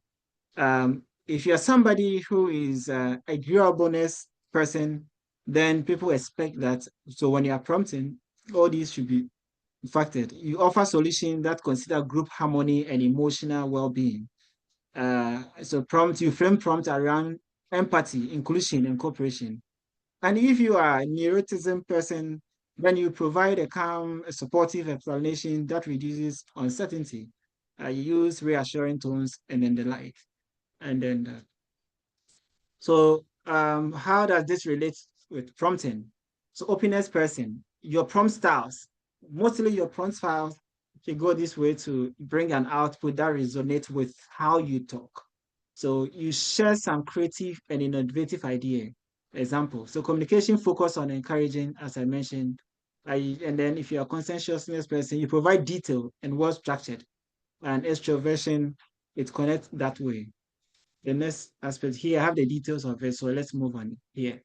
So your personality, once you identify as an open person, some of the specific prompts that you most likely is going to use are for brainstorming, constraint remover, metaphorical thinking, random stimuli integration, and reverse engineering. And an example of a prompt can be brainstorm 10 unconditional ideas for solving clean water access in rural Africa. Think creatively when to use it. And this prompt is very powerful when maybe you want to get a new idea or fresh one. And then emerging prompt techniques we did for such a person include row prompting and few shot prompting. And the structure of a few shot or row prompting here, you provide example of rows or multiple examples in the prompt. For example, act as a visionary community leader and suggest innovative water solution. So the problem is already there. You want water solution, but then when you're prompting, you say act, role based. They should act in that role and then give you the answer. And then also you most likely you might use chain of thoughts. And in the chain of thought, you guide the model through some stepwise reasoning. So brainstorm step-by-step ideas to solve water access creatively. So the same problem that you're talking about, the first one, you are asking it to act in a row. The second one, you're asking it to follow some steps and give you the response. And then have the constraint remover. Here you imagine no budget or time limit for designing water solution. Then you adapt to the reality. Let's go to more realistic moment of this. An example of a conscientiousness person, you're most likely going to use chain of thought, process decomposition, sequential prompting, and then progressive complexity. Example is solve step by step within immediate, short-term, and long-term goals, including progress check. Due to time, we might rush through it. An emerging prompt technique, we have structured prompting. An example is breakdown education rollout into pilot, expansion, and full-scale phases. And these are all research-based prompting that we are sharing. So they are situated within the research, what literature is saying about you.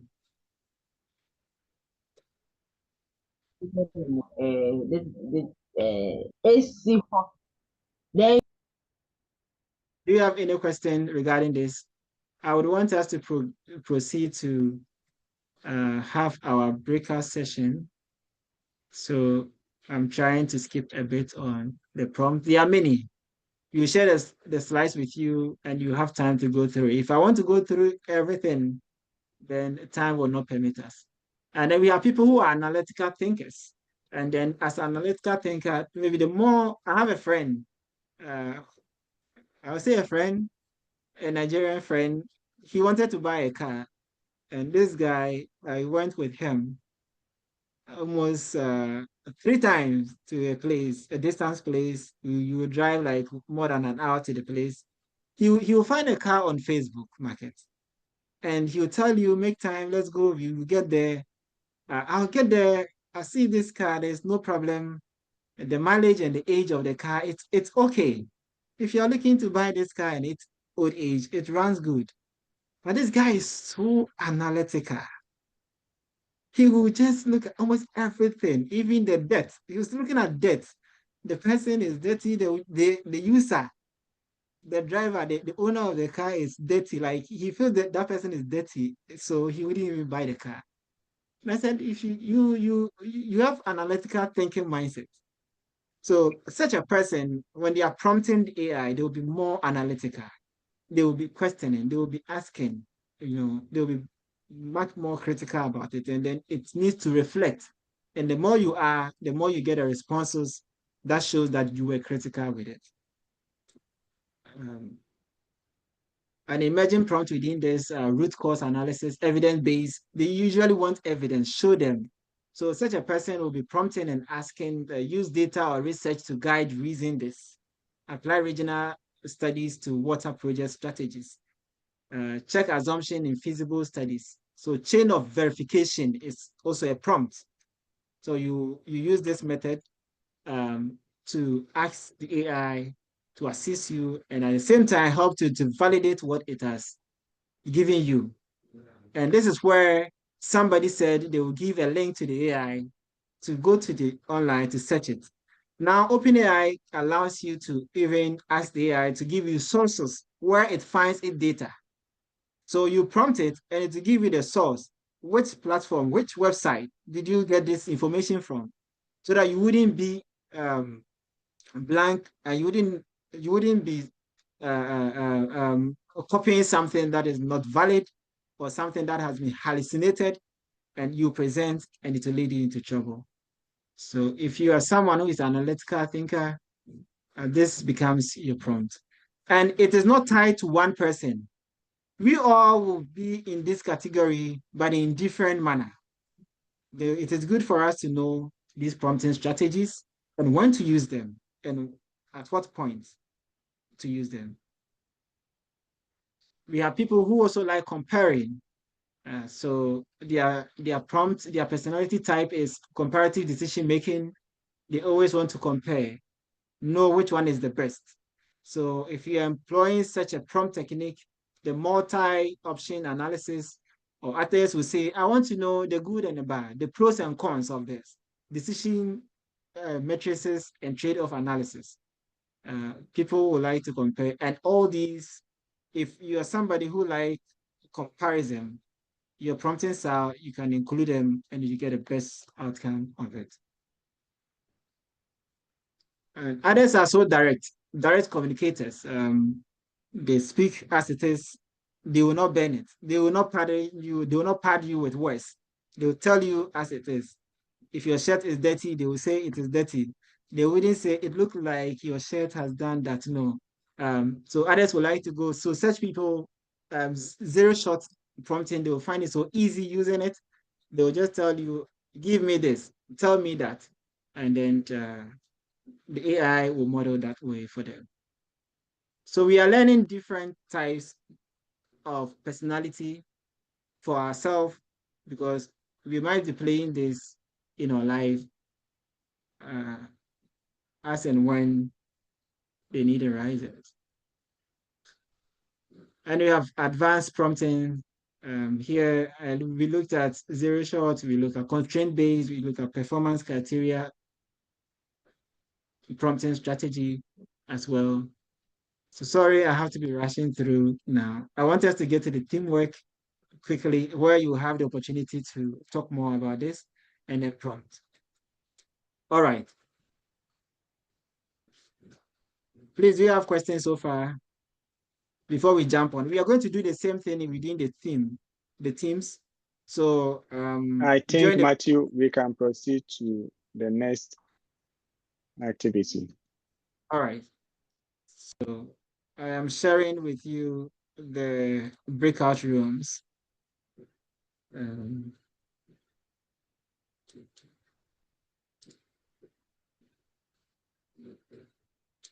So you'll be joining it by yourself. Group 1 is for openness, and group 2 is conscientiousness.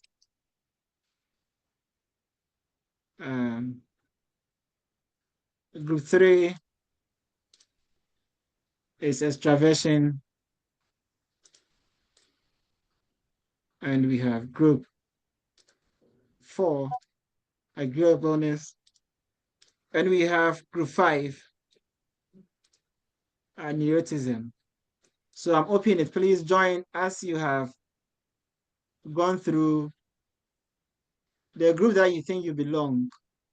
After going through the assessment, please join it. We will have leaders within the group who will use prompt strategies. The prompt strategies under each of them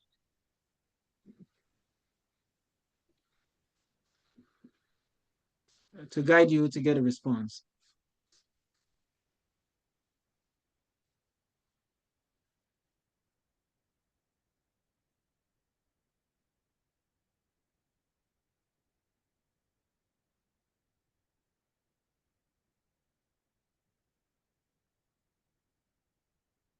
Yeah, please join the group that you think resonates with you.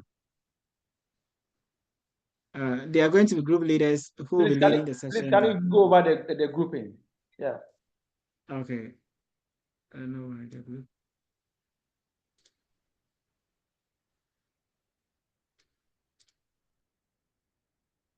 So group 1 is openness. Group 2 is conscientiousness. I want to share the slides again. I think it just ended.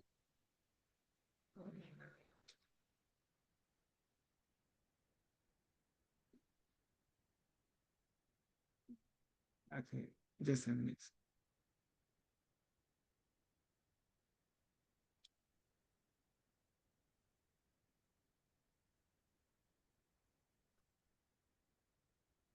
Okay, please, can you see my screen? Yes. Okay. Is this showing what we're talking about here? It's a lot. Okay. So we have group 1, openness, group 2, conscientiousness, group 3, extraversion, group 4, the agreeableness, and then group 5, neuroticism.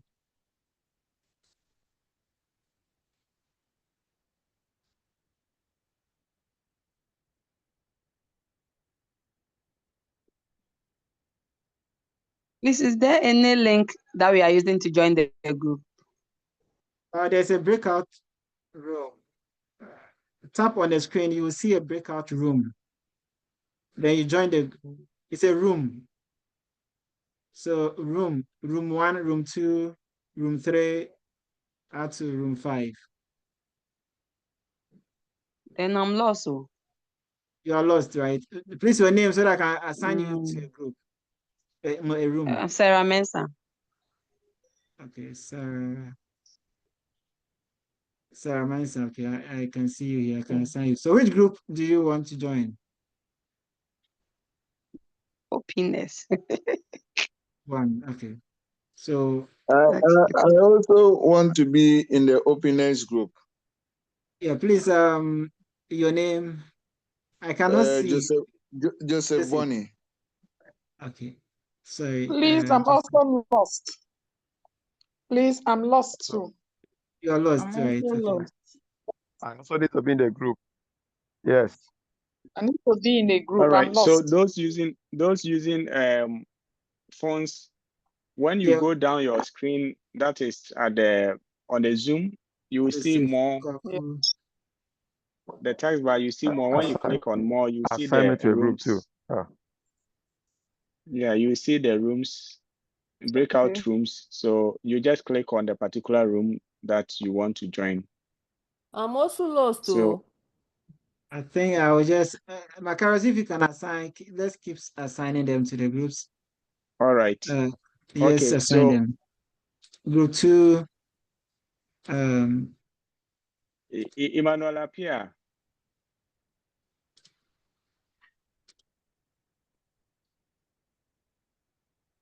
you assign so that they'll have the experience. Joseph Boni, Dr. Joseph Boni, it's been assigned. Please, I'm also lost.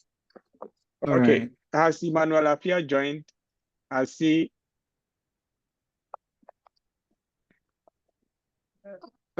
Please just keep assigning them if you can, Maka.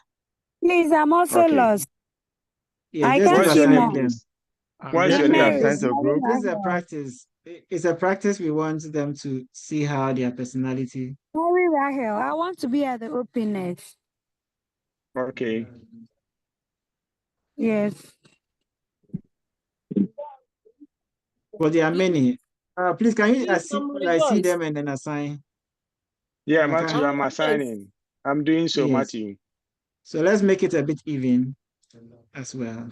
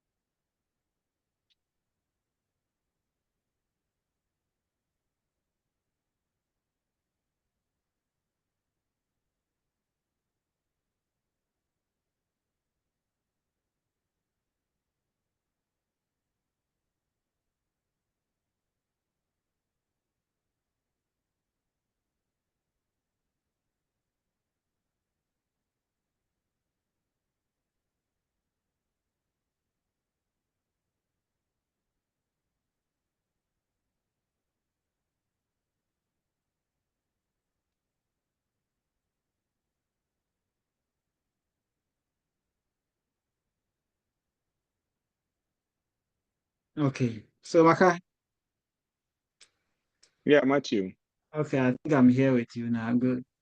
I'm not really seeing anything. I'm only seeing the screen. So I don't know what is happening. Okay. I think everybody is joined now. They have 30 minutes to do that. We can work within the 3 hours. Oh, Sedu is here. Let me assign Sedu to a group. Rehabia too. Matthew, give the facilitators the hosting rights. Co-host. Okay. Where are they? Where are they? Where are they? I think if you see their name too, you can assign them. I did assign them. I don't know why. I'm looking for their names here. Maybe I have to join their group.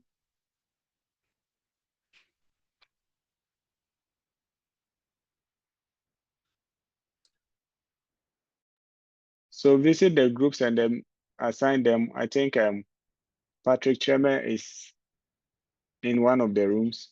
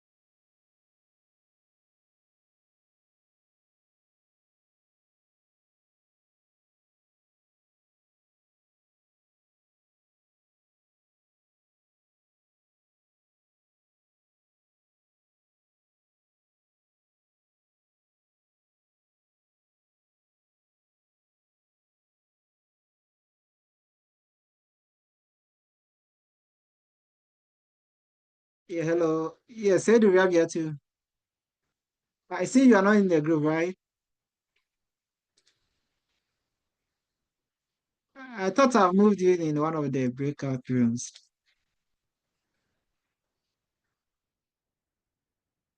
No, you are muted, so I can't hear you. Sorry.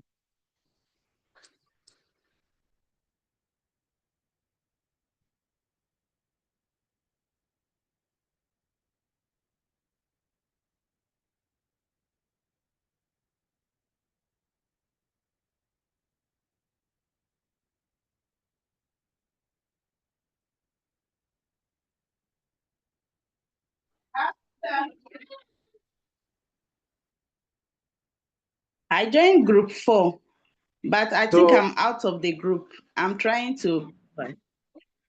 okay, group 4. Let me do it again. Okay. Group 4. Some people have moved.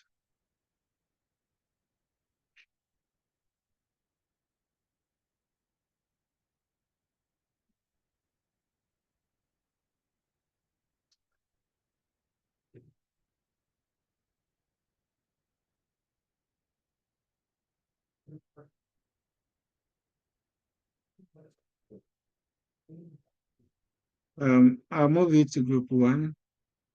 Is that okay?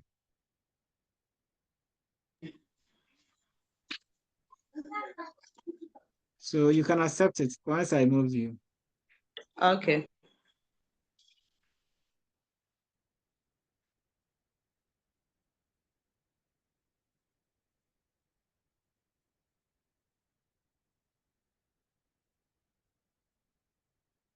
Have you been moved? Say check on your screen and see down there if it's telling you to accept.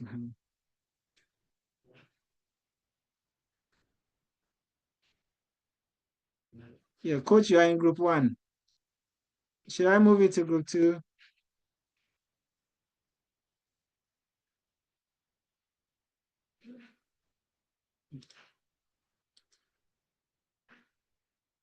Yeah, you can accept the group. Coach, Abdul Razak.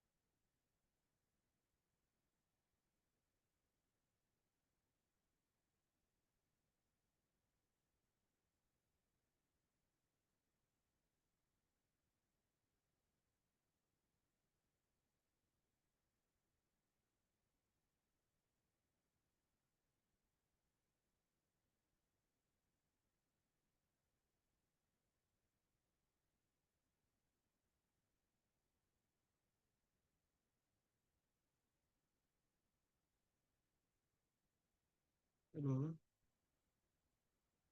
Hello.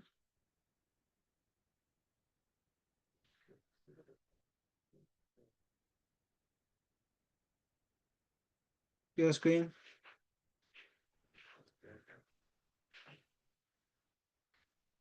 Yeah, Macaros, you called me. Yeah. At where? Which room is he?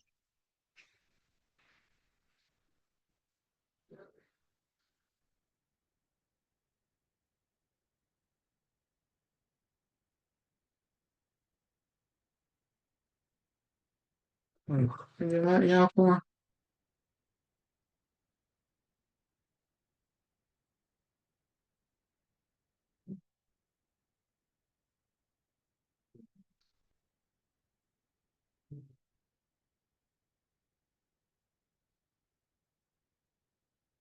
So.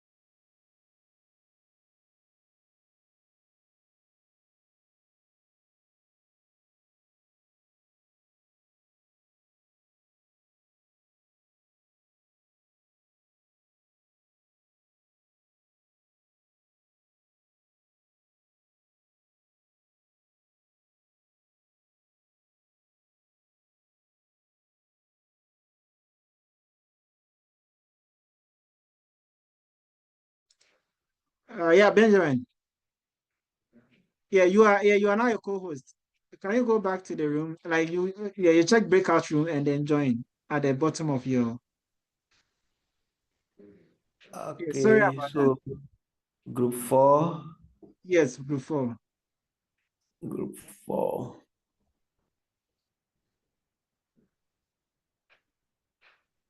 Group 4, group 4. You join group 4. Okay.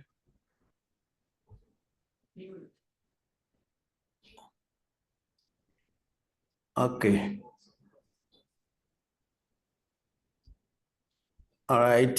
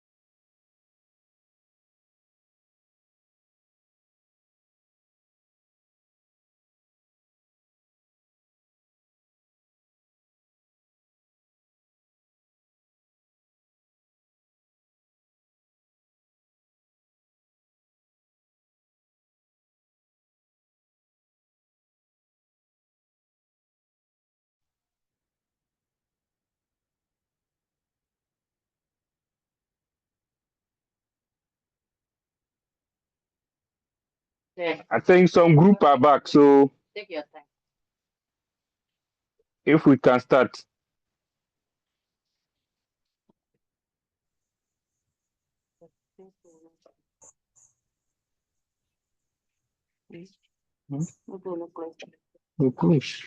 Right. Matthew,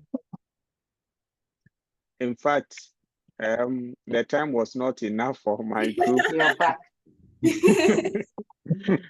we had some challenges. I think someone was typing in our space.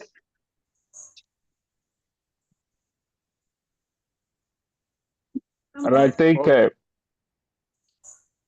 so far it is not only your group, so the rest we can listen to whatever you have, and then we'll continue. From group 4, I must say from group 4, it appears.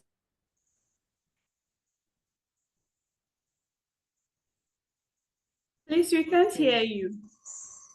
Yeah, so group 4 has really real case here. The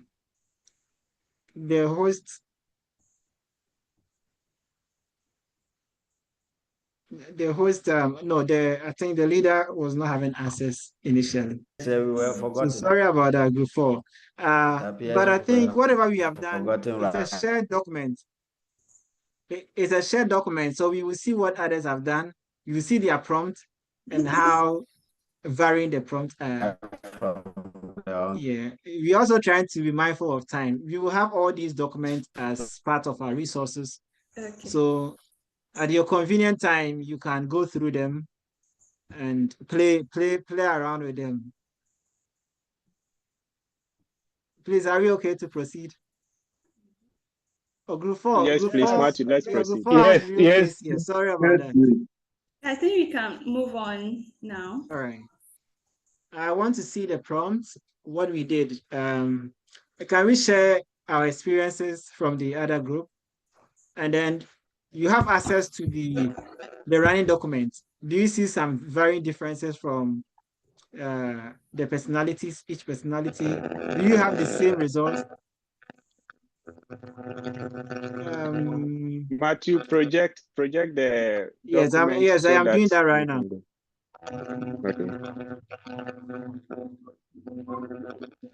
Please, can we mute? Macarius, do you have the link for me? I can't find it here. Okay, Hawaii, Matthew, I'm getting you the link. Hawaii Nova. If the person can mute. Yeah, Dr. Chairman, and then I can hear you can be doing that. You can mute them. Yeah, I've done that. Okay. Okay. Yeah, please share the link with me and I'll project it. Yeah, right Matthew, I'm doing that. I'm doing that, Matthew. Yeah, I wasn't able to take the link to the laptop, so I had to type it in Matthew, I've shared, so. In the chat, right? Yeah. No, I gave it to you directly on WhatsApp. Oh, okay, hold on. Okay, I'm putting it in the chat for everyone to have access to it as well. I think I was supposed to take it before we went to the rooms.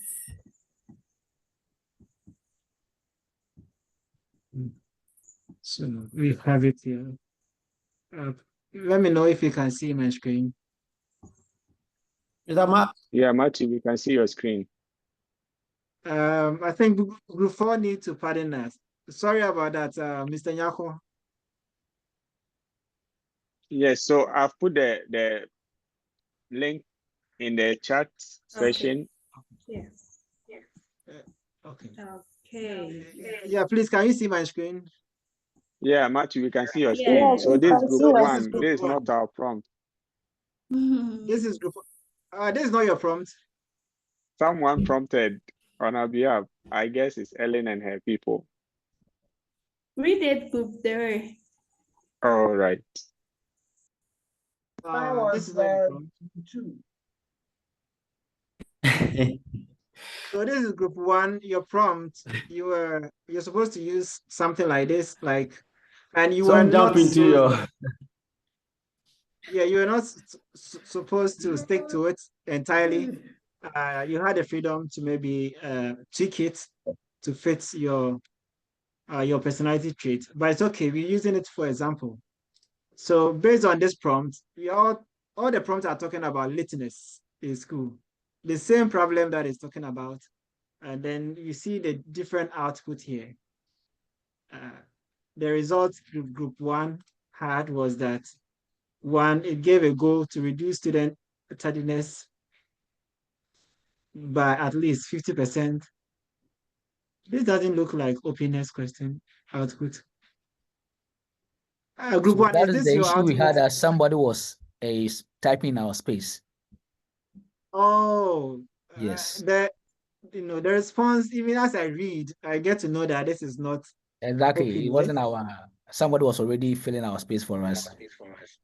Oh, sorry. Okay, group one. Okay, this is group one. Good. I've seen group one here. Okay, so this one is an openness. This one. So group one, thanks for highlighting here. This is their prompt. Act as a teacher with a personality trait of this. Think creatively about second grade. And it start with a daily curiosity hook. Begin each class with a fascinating question, gamification, peer-powered, and your reflection. Okay, this is group one prompt. Let's see the same thing. Group two, AI prompt use. Create a detailed step-by-step intervention plan to reduce student tardiness, including timelines, stakeholder roles, and then evaluation methods. People with such personality would always want this. And this is the output. The same problem it is tackling. We had a goal, reduce overall student tardiness by 40%. Timeline, week 1, week 3 to 5. And this is much more detailed. You see this prompt, it gave a bit detailed plan. Activities, stakeholders role, tools, phase 2, planning, communication, activities. This is long output. All right. Now let's move to group 3.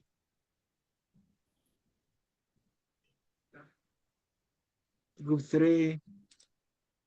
So I am facing challenges with student tardiness and want to explore this with others. What interactive or peer-driven methods could address it effectively? Group 3, please, where is your output? So I wasn't getting the link, so I wasn't able to bring it up here.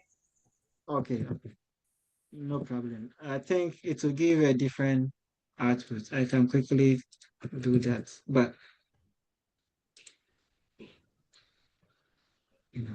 so this will give extraversion prompt will give a different one. It wouldn't be detailed. It wouldn't be maybe detailed as okay. This is your output, but there's similarity. I think your output is the first one. Did you copy and paste under group 1? No, and I think I had to make a mistake somewhere. So I think I didn't copy the right output. Okay. To I had your the output here. AI. I've done it for you here. I'm doing it for you here right now, so don't worry. So that we can have, once we share with the participant, they can read at their leisure time. Okay, thank you. So this should be your output. So this is what I had. Using this prompt, your prompt, I had this. Peer accountability, how it works. Small student groups meet weekly to reflect on attendance. Why it helps. Interactive tips. Root cause. So you always want to know what is happening and you want to host restorative circles. Oh, okay. This is good. Builds empathy. All right. So if you are somebody that people know you at the workplace, that when they bring students who are late, you are always like, oh, let's find out if this person is coming from a single home or is coming from, that has always been you. then expect that when you are writing something about student lateness, this should be your outcome. You should be considerate. You should be like, oh, let us be restorative a bit. We shouldn't be harsh on them. So if you are someone like that, that is how you communicate. But your prompt, you are writing about an essay on student lateness, then you go with statistics. Week 1, week 2, that is not you, you know. So it wouldn't really reflect your communication style. And group 4, also 4, they had everything, but we were not able to meet. So I'm typing yours also here.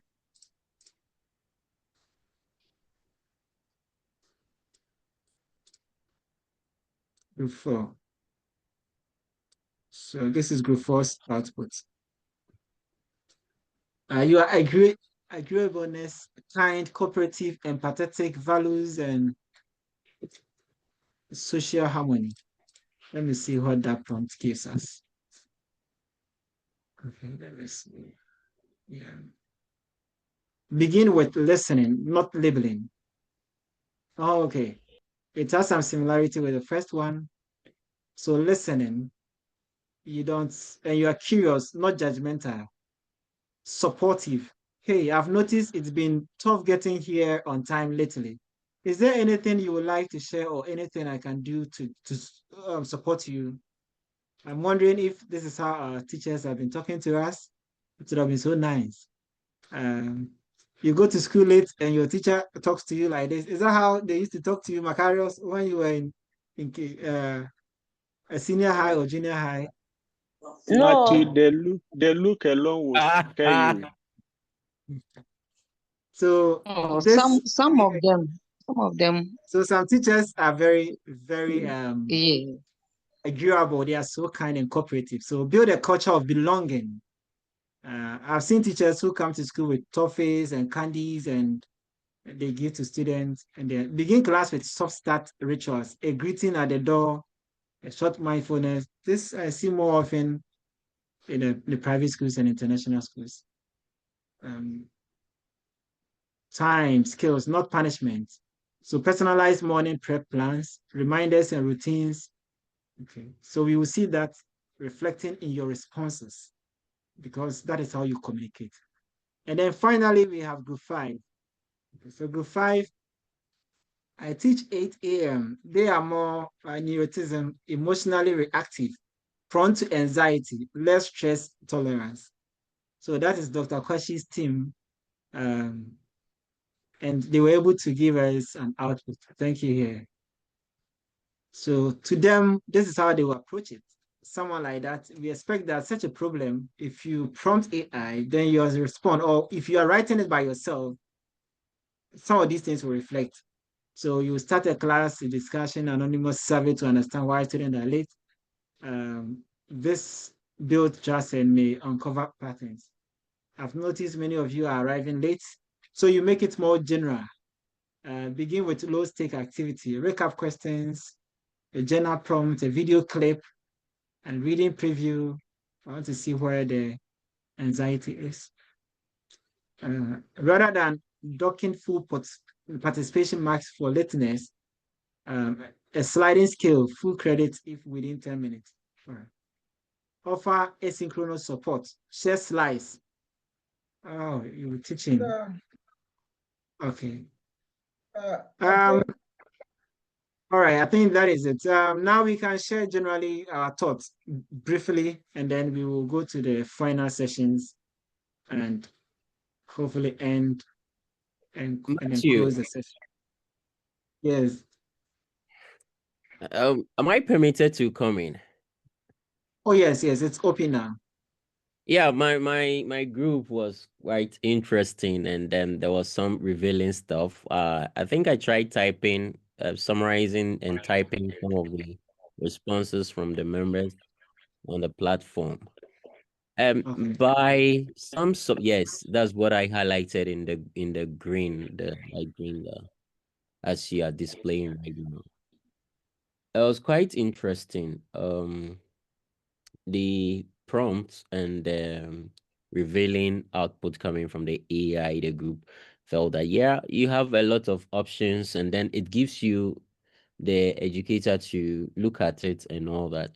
There was this insight also coming from group members thinking that, well, if they have the opportunity, they would have revised the prompt to look at the if you like, cultural background of the learners and their location where they are in coming to school and all that, so that the prompts will be refined and they will have good suggestions, you know.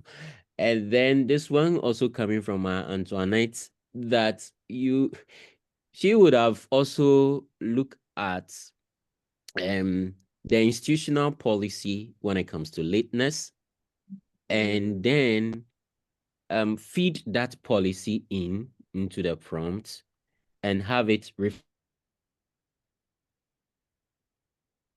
refined.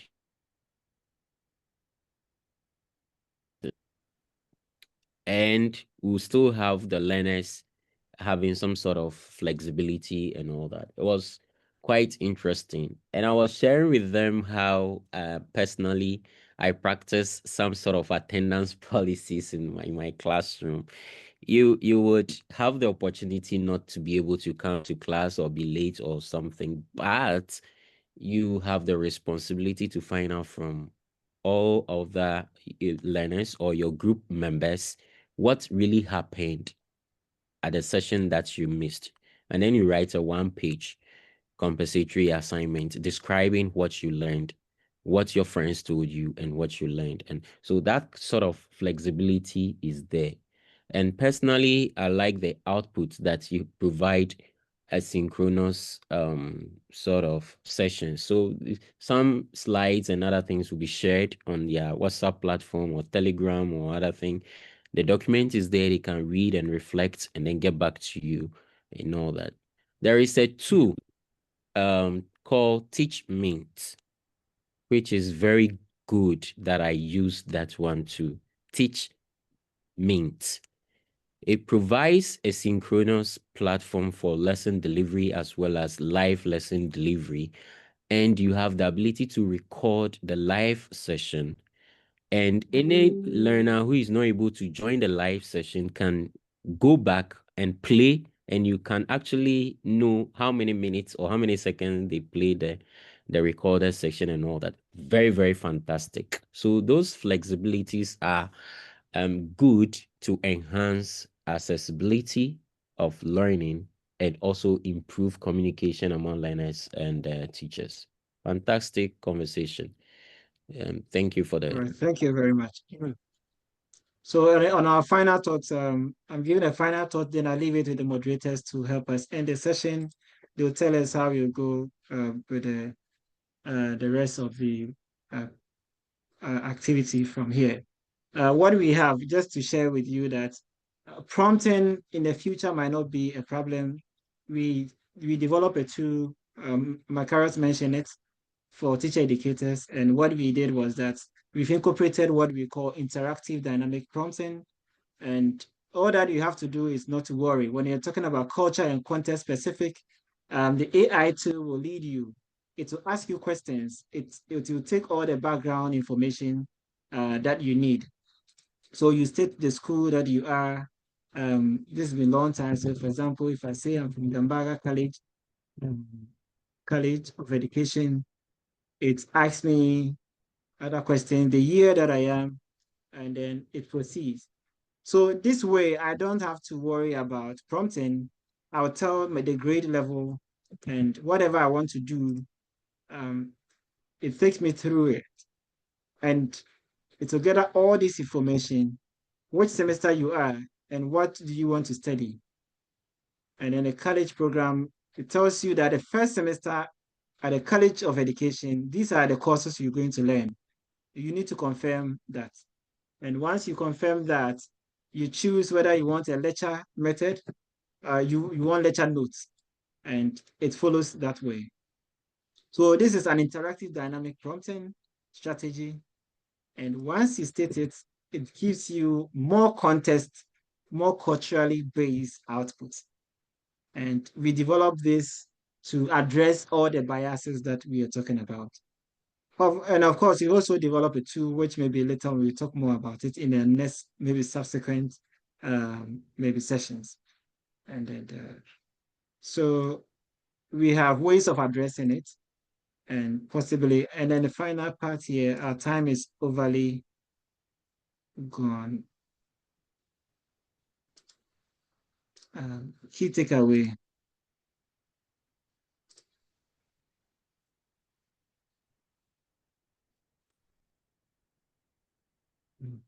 So in all that we're saying is that there's no right way of getting the best prompt personality. All that we wanted to know was self-awareness, and then the flexibility. You know, people were asking that they would have loved to tweak it.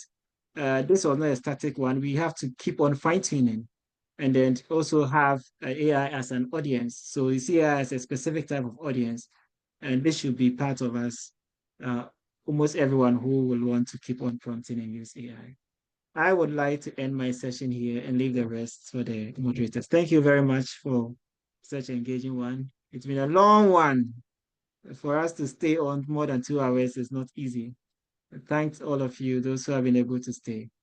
Now I leave it to the moderators. Okay. Thank you so much. This has been a long day, but very insightful, and we have learned a lot. And I hope everybody who joined today has also learned a lot, and we can input it in our teaching and learning process.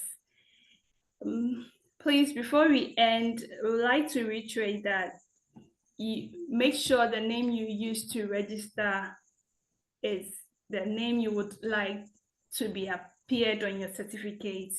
That is, if you were part of the webinar from Thursday to today, and that you use your right name, you let us have the right names that you would want it to appear on your certificate. And also, we would like to thank you from Thursday, yesterday, and today. It has been such a great time having you on board, to our facilitators and to you, the participants. We are grateful that you were able to make time to go through this for us to arrive today with this. And we hope that the skills and strategies that you have gained will guide you toward responsible, creative, and then effective use of AI in your academic and professional journeys. So let's continue the conversation and collaboration across our community platform. So we have the WhatsApp and then the LinkedIn. And I think subsequently we'll be sending you emails if we are having upcoming programs. So let's keep in touch, and until we meet again, keep promoting with prompting purpose. Thank you so much. Thank you, Ms. Helen and the team. Thank you, everyone. Oh, please, I'm getting the certificate.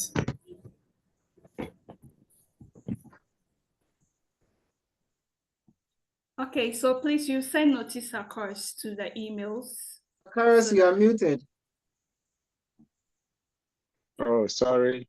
Yeah. Yes, so the certificates will be sent to you in your emails. So if you have your email with us, we'll check through the attendance sheets and then know your participating time. And if you qualify by, hopefully by Monday, Tuesday, latest Wednesday, everyone should have, those who stand a chance of getting it should receive their certificates latest by Wednesday. Thank you. Please, I don't understand those who qualify. And also, some of us were on and off on the very first day due to network issue, but the remaining 2 days were fully active. We don't know if that one also qualified as? Sure. We are not only dwelling on today's session, we are looking at all the 3 days. A lot will go into it. No cause for alarm. We'll make sure that Because everyone who, for the yes, for personally for the one, my network was so terrible, so I was just on and off. But that's that of okay. yesterday today, active here. Yeah, thank you. That's okay. The team will take a decision on that, so don't worry. And I see So Oluwaseun. I can't remember. Thanks for coming. I am here with Oluwaseun here. I could see her. All right. I'm not here to mention names, but I'm also mentioning those around me. Sorry for There's a hand acknowledging up. them. There's a hand up. Matthew, can we hear from Engineer Dr. Said? Hello, Yeah, engineer. Can you Mr. Matthew, good evening. Or I don't know if Good it's evening, afternoon sir. up there in Georgia. Yes, it's afternoon. It's Okay. You 3:45 remember here. we met in NAST. I'm from Nigeria. Oh yes, you met in Los Angeles? No, in Was it? In NAS, Washington at the KNUST, NAST. Matthew, that's NAST. during the During the NAST Science Conference. At At Washington. yeah, Washington. Yes. That Yeah. is Maryland. In Maryland, yeah. Yes, in Maryland. At the Yeah, I harbor. remember you. Yeah. Oh. I can remember you asking for information of emails and the rest. So how are you gonna send us the certificates? There was a form that they sent out. I'll let them. I'll prompt the organizers, and then they'll share with you. And how is Nigeria? Are you Hello? still in Nigeria? Yeah, Nigeria is fine. Yeah, Okay. I'm And back in Tinubu is Nigeria. giving you guys more money now.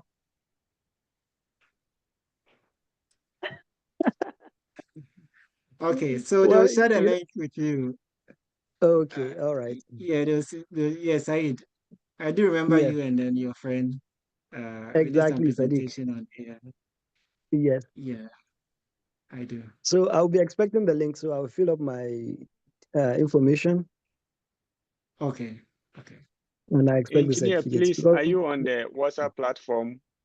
I'm putting the yes, link I'm on the there WhatsApp if you are platform. there. All right, sir. So Okay. I'm putting it there right Okay. away. Okay. Thank you. And All Genevieve. right. And Thank you. yeah, and thankfully we've Good had a day. lot of people coming from different countries, South Africa, Kenya, and the US. So we'll get some feedback and see how going forward we can include the ideas to maybe the organizers will include the ideas to make things more. Yeah, so please, what about those of us who are not on the WhatsApp page? How do we get the link? All right, sir. I'm putting the WhatsApp link on in the chat session right now so that you can quickly join.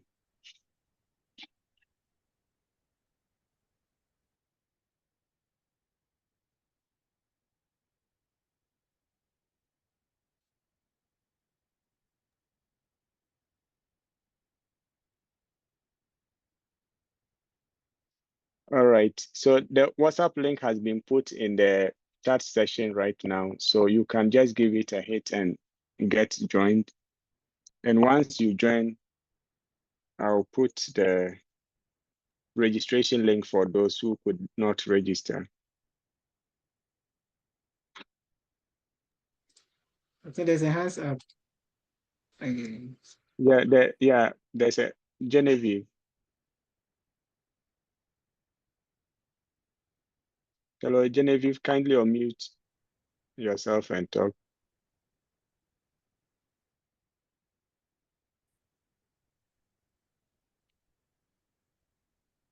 Hello, Genevieve.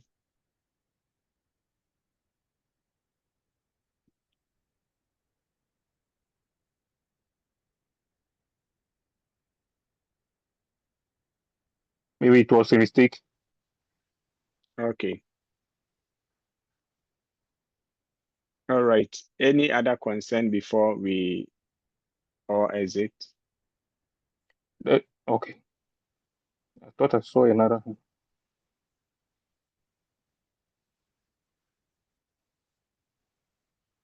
All right. I think there's no concern again. Hello, boss. Please, some of us would like to join your team to like have more experiences if it is open. Thank you. Yeah, it's very open. So kindly join our WhatsApp group and then we'll take it from there. Yes, I'm in the group. Oh, good. So All we right. can keep engaging on the group. All right. Thank you. Yeah, you're welcome. So,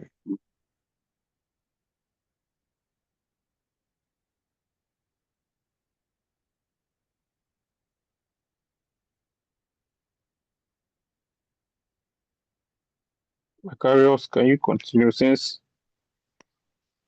yeah, I'm just I wanted approving to those who are ask joining. a So, question. okay. All right, sir. Go ahead, sir.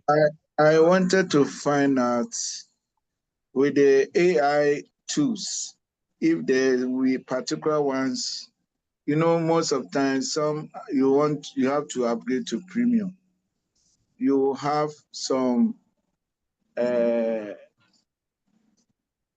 you'll be giving us the privilege to have some subscription for at least a month or two to help us to use for our works.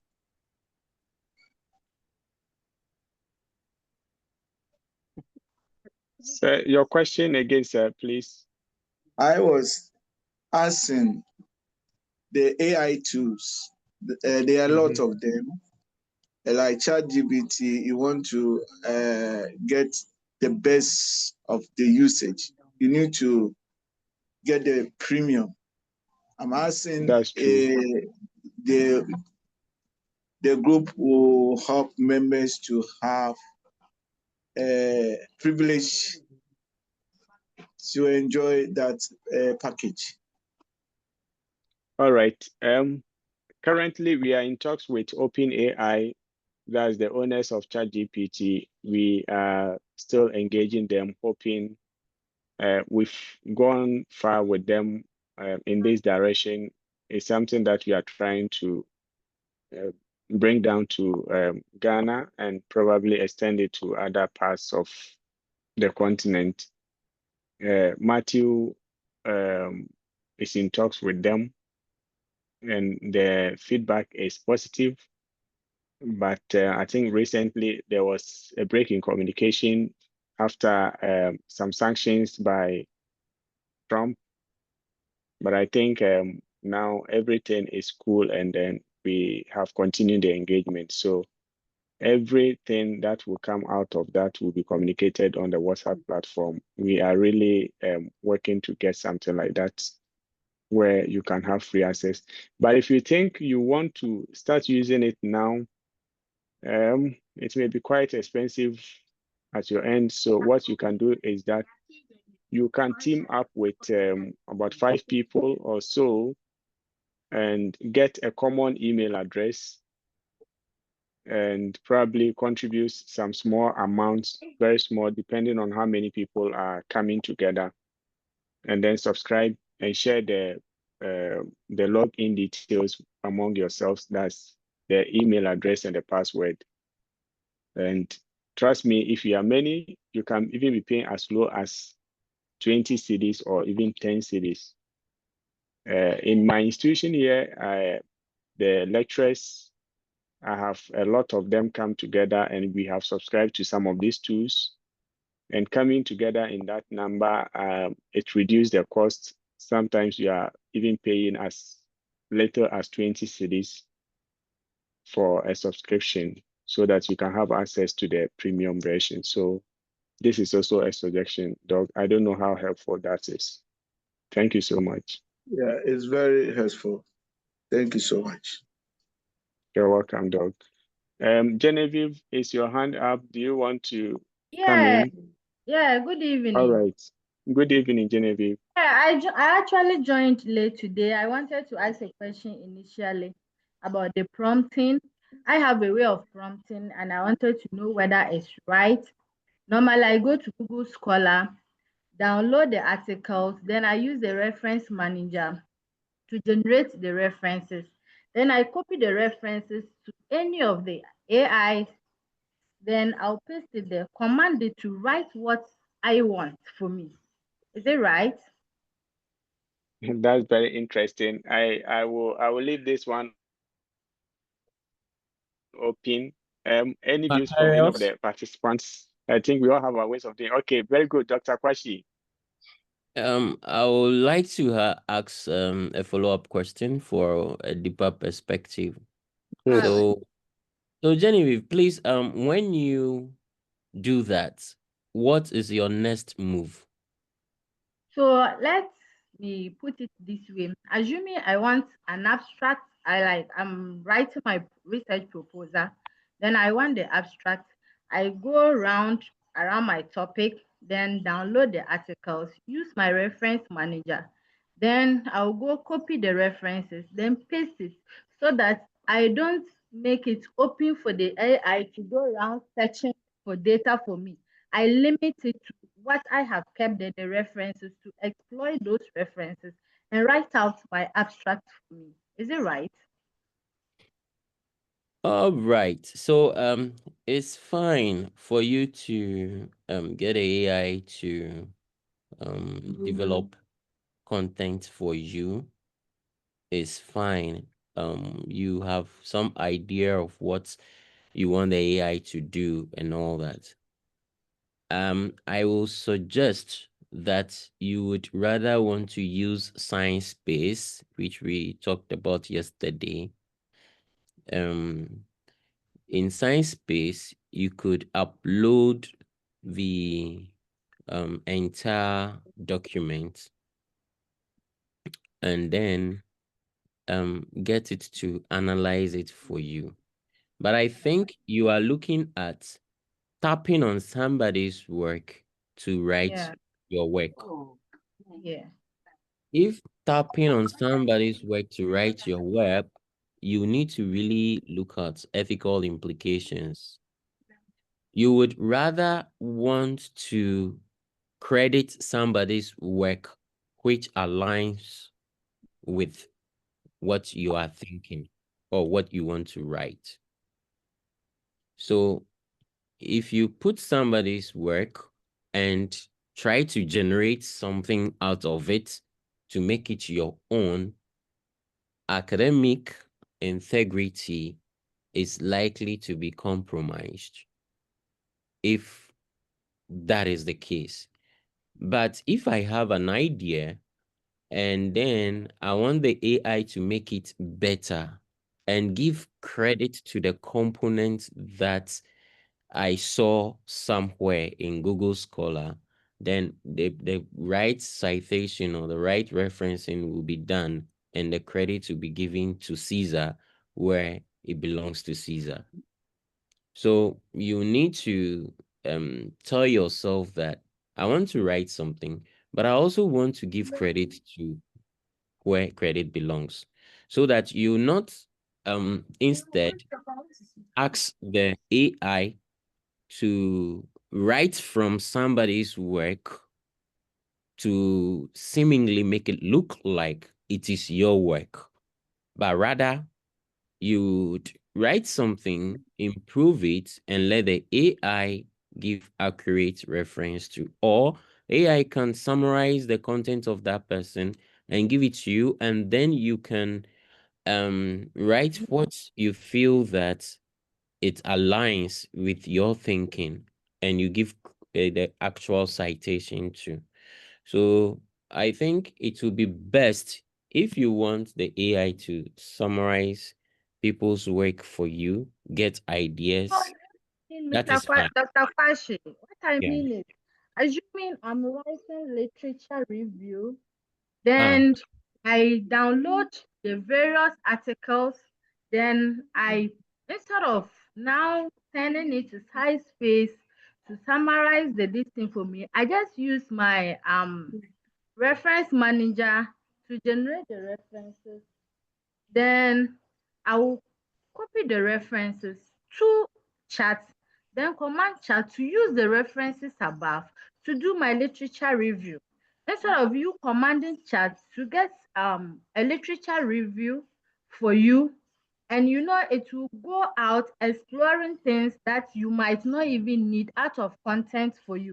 But assume I'm doing something on hepatitis B. I go look for articles on hepatitis B, download them, use my reference manager to generate the references. Then I use those references, command chat to restrictly use the reference I have uploaded there to generate my literature review. Okay. That's Can I great. come here if it's okay? That is a different thing Genevieve is saying now. Earlier was an abstract, and now it's a literary review. So Yes, these so are two different any things. of them, not paraphrasing Okay. someone's work for me, but I am using like literature I have downloaded for the chat to generate my own literature for me, not to paraphrase someone's work for me. So it will Hello, depend on please. how you command it. Can I come Yeah, here Can I Okasha. comment if it on is that? okay? Just a Okasha, your minute. hand has been okay. Macarius, just a minute. So please, Please, just to if, let the house know that the session we have officially ended, but this is just Yes. a This is preliminary just an discussion. extension. Yeah. And then yes, also, yes. I want to add to this if I'm allowed to do, because I think we are looking for best ways. So with So, what you mentioned, using the reference manager, maybe using EndNote, using maybe Zotero, you have your references already, right? And then it sounds so good. So that the issue of maybe AI citing references that do not even exist, you have already solved that aspect.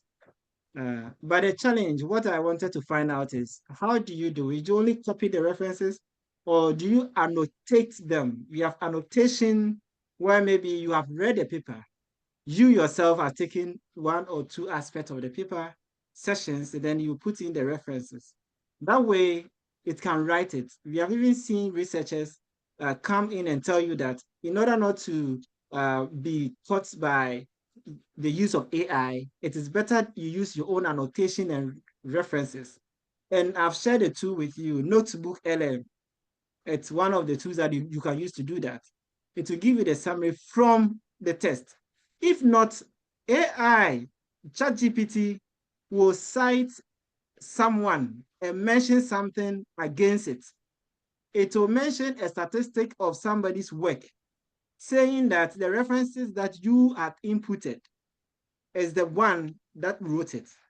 So if they read the work, then imagine you cited my work and I read it, and you are saying that I am saying female infertility, almost 80% of Ghanaian females are infertile. Meanwhile, you cited me, and I've never wrote this thing anywhere. My paper, I didn't write that. Because you didn't read the paper, AI will write that for you. So the link alone of citation might not let AI have access to the content. Am I clear on that? So what I think maybe you can, it is right to some extent, but if you do annotation by yourself, maybe you take the summary and you know the content, and then you add it and ask it to write a structure for you, make it paragraph for you. That way when it makes mistake, you'll be able to detect. All right. Yeah. All right. Thank you. All right. Thank you. You're welcome.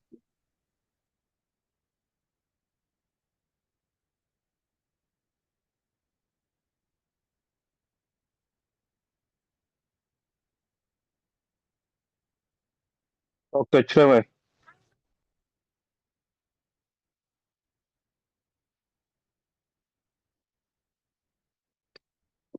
Macarius.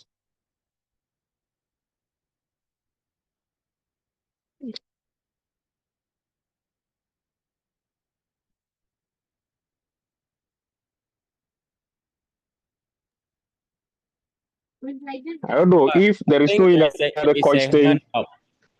I think there's a hand up. Okay, Mohammed. Mohammed, do you have any question for us? Mohammed Okasha. Yeah. Oh, it was just a comment on what my sister was asking about. Okay. Okay. But I think you've been answered. Go ahead. Oh, yes. I wanted to tell her that it is very dangerous to do what she's doing. I understood it very well. Where wants to go and download your own references. You've downloaded your own articles, and then you take out the references of those various articles, and then put them together and put them onto your generative AI, and now command it to write, say, a literature review on a particular part of your objective for you, or to draft a proposal, a problem statement for you, or a particular background for you, things like that. This is very dangerous because generative AI can actually give you information out of your literature, but instead, since it wants to satisfy your inner desires for you, it will use your sources, your references to actually cite it for you. Meanwhile, it is not from that particular area. And a very inquisitive examiner or a particular supervisor will always want to may want to subject some of your citations to some particular test. Yes, so it is very dangerous to do that. On the contrary, maybe to be on a very safer part, I would rather advise that when you download these articles, you still want to get the writer from the same articles. When you download them, you can rather upload them.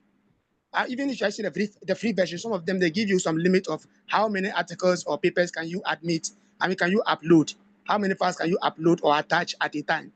So you can upload, say, about 5 or 3 or maybe up to 10 if your free version allows that. And then maybe you can now give your prompts. But however, you have to instruct it to read through each of them entirely and pick out pertinent information from it to give you a write-up that is pertinent to your aspect of your thesis you want to write, and make it free from plagiarism of any kind. In that case, I think you'll be better. You'll be free from those possible challenges. Thank you. Yeah, Mohammed, I I agree with you. I also wanted to just say And something. Okay, dog, when you're done. um and annotated bibliography is good for us as researchers. I know we are interested in writing and publishing. If for nothing at all you're not very sure, you could just even go for the abstracts of the papers and then ask the AI to summarize those abstracts for you in maybe 20 words or 50 words or 100 words. Summarize it, give you the key things, the key findings, the method, and then the conclusion or something like that.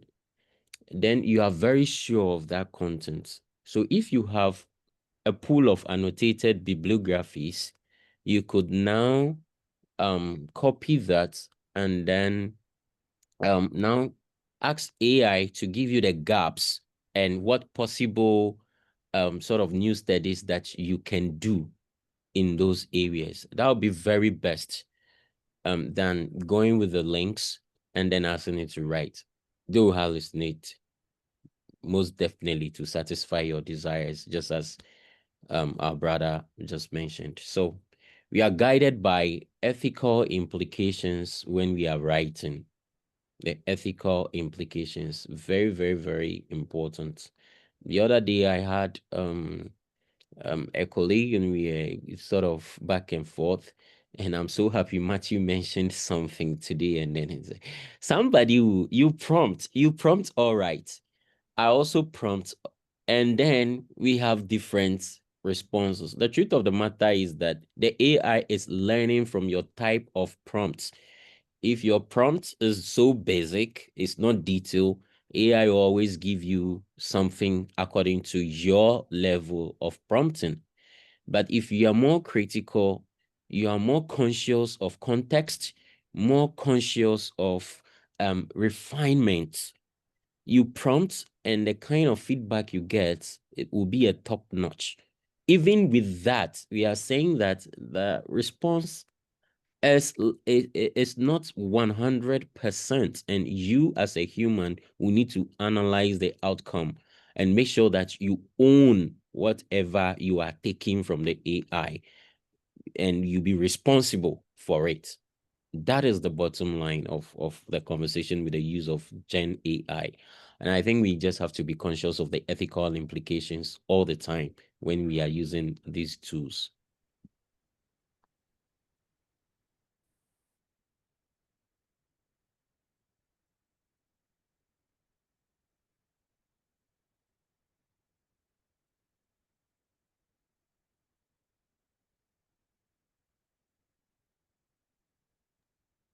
Macarius, over to you, please.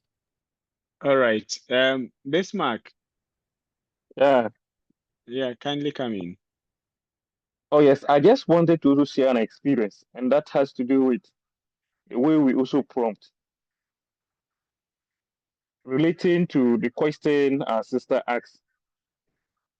All right, go Sometimes ahead, we sir. generate, yes. So I'm just going to say that you could equally get the references, whether in text or, but AI could also help you by generating a link to that particular reference you're talking about. And when AI is done, you follow these links to find out whether the articles AI has actually suggested really exist, and whether the names and the text really associate with the people AI has come out with. This is another way of just finding out that whatever references AI is giving you, is accurate. Thank you. Okay, thank you so much. So at all times, we have to assume that role of taking oversight responsibility of whatever tool that we are using. And at the end of the day, we should study the tool well and know how the tool behaves. And when we understand it, when we get to understand it well, we'll know how to probably handle it in our writings and then our activities that require the use of such tools. So we can't always rely 100% on that, but we should not be afraid. We should continue using them. These tools were built by human beings. And just as to err is human being, it is also inherent in these tools to also make some of these errors and then mistakes. So this should not discourage us. We should continue to learn how to engage like-minded people like those gathered here, and then continue to share our experiences, really learning a lot and taking a lot of notes from participants and the views being expressed here. I think this session has been so helpful to me, and I'm sure it has been helpful to each and every one of us here too as well.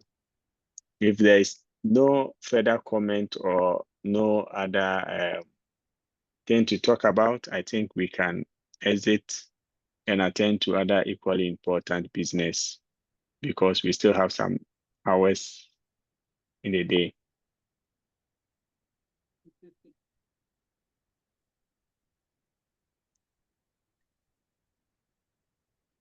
So we'll meet some other time very soon. We'll announce it on the WhatsApp platform. Thank you all so much. In fact, it's been good having you all on this train. I'm seeing a lot of great people. Some of you profile I have already searched for and reading about you and what you do.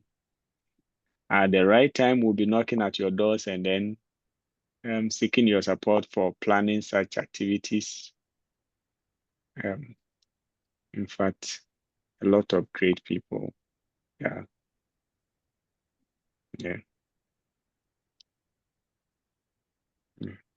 We'll gather here again some other time. We'll gather here and bless you too. Bye.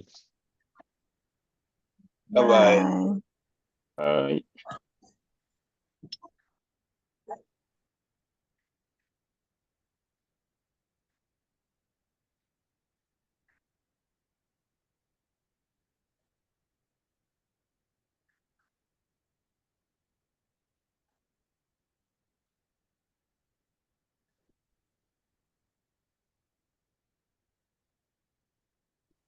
Hello, Macarius. Can you admit me to the WhatsApp group? All right, sir. I'm doing so. Thank you. Thank you too.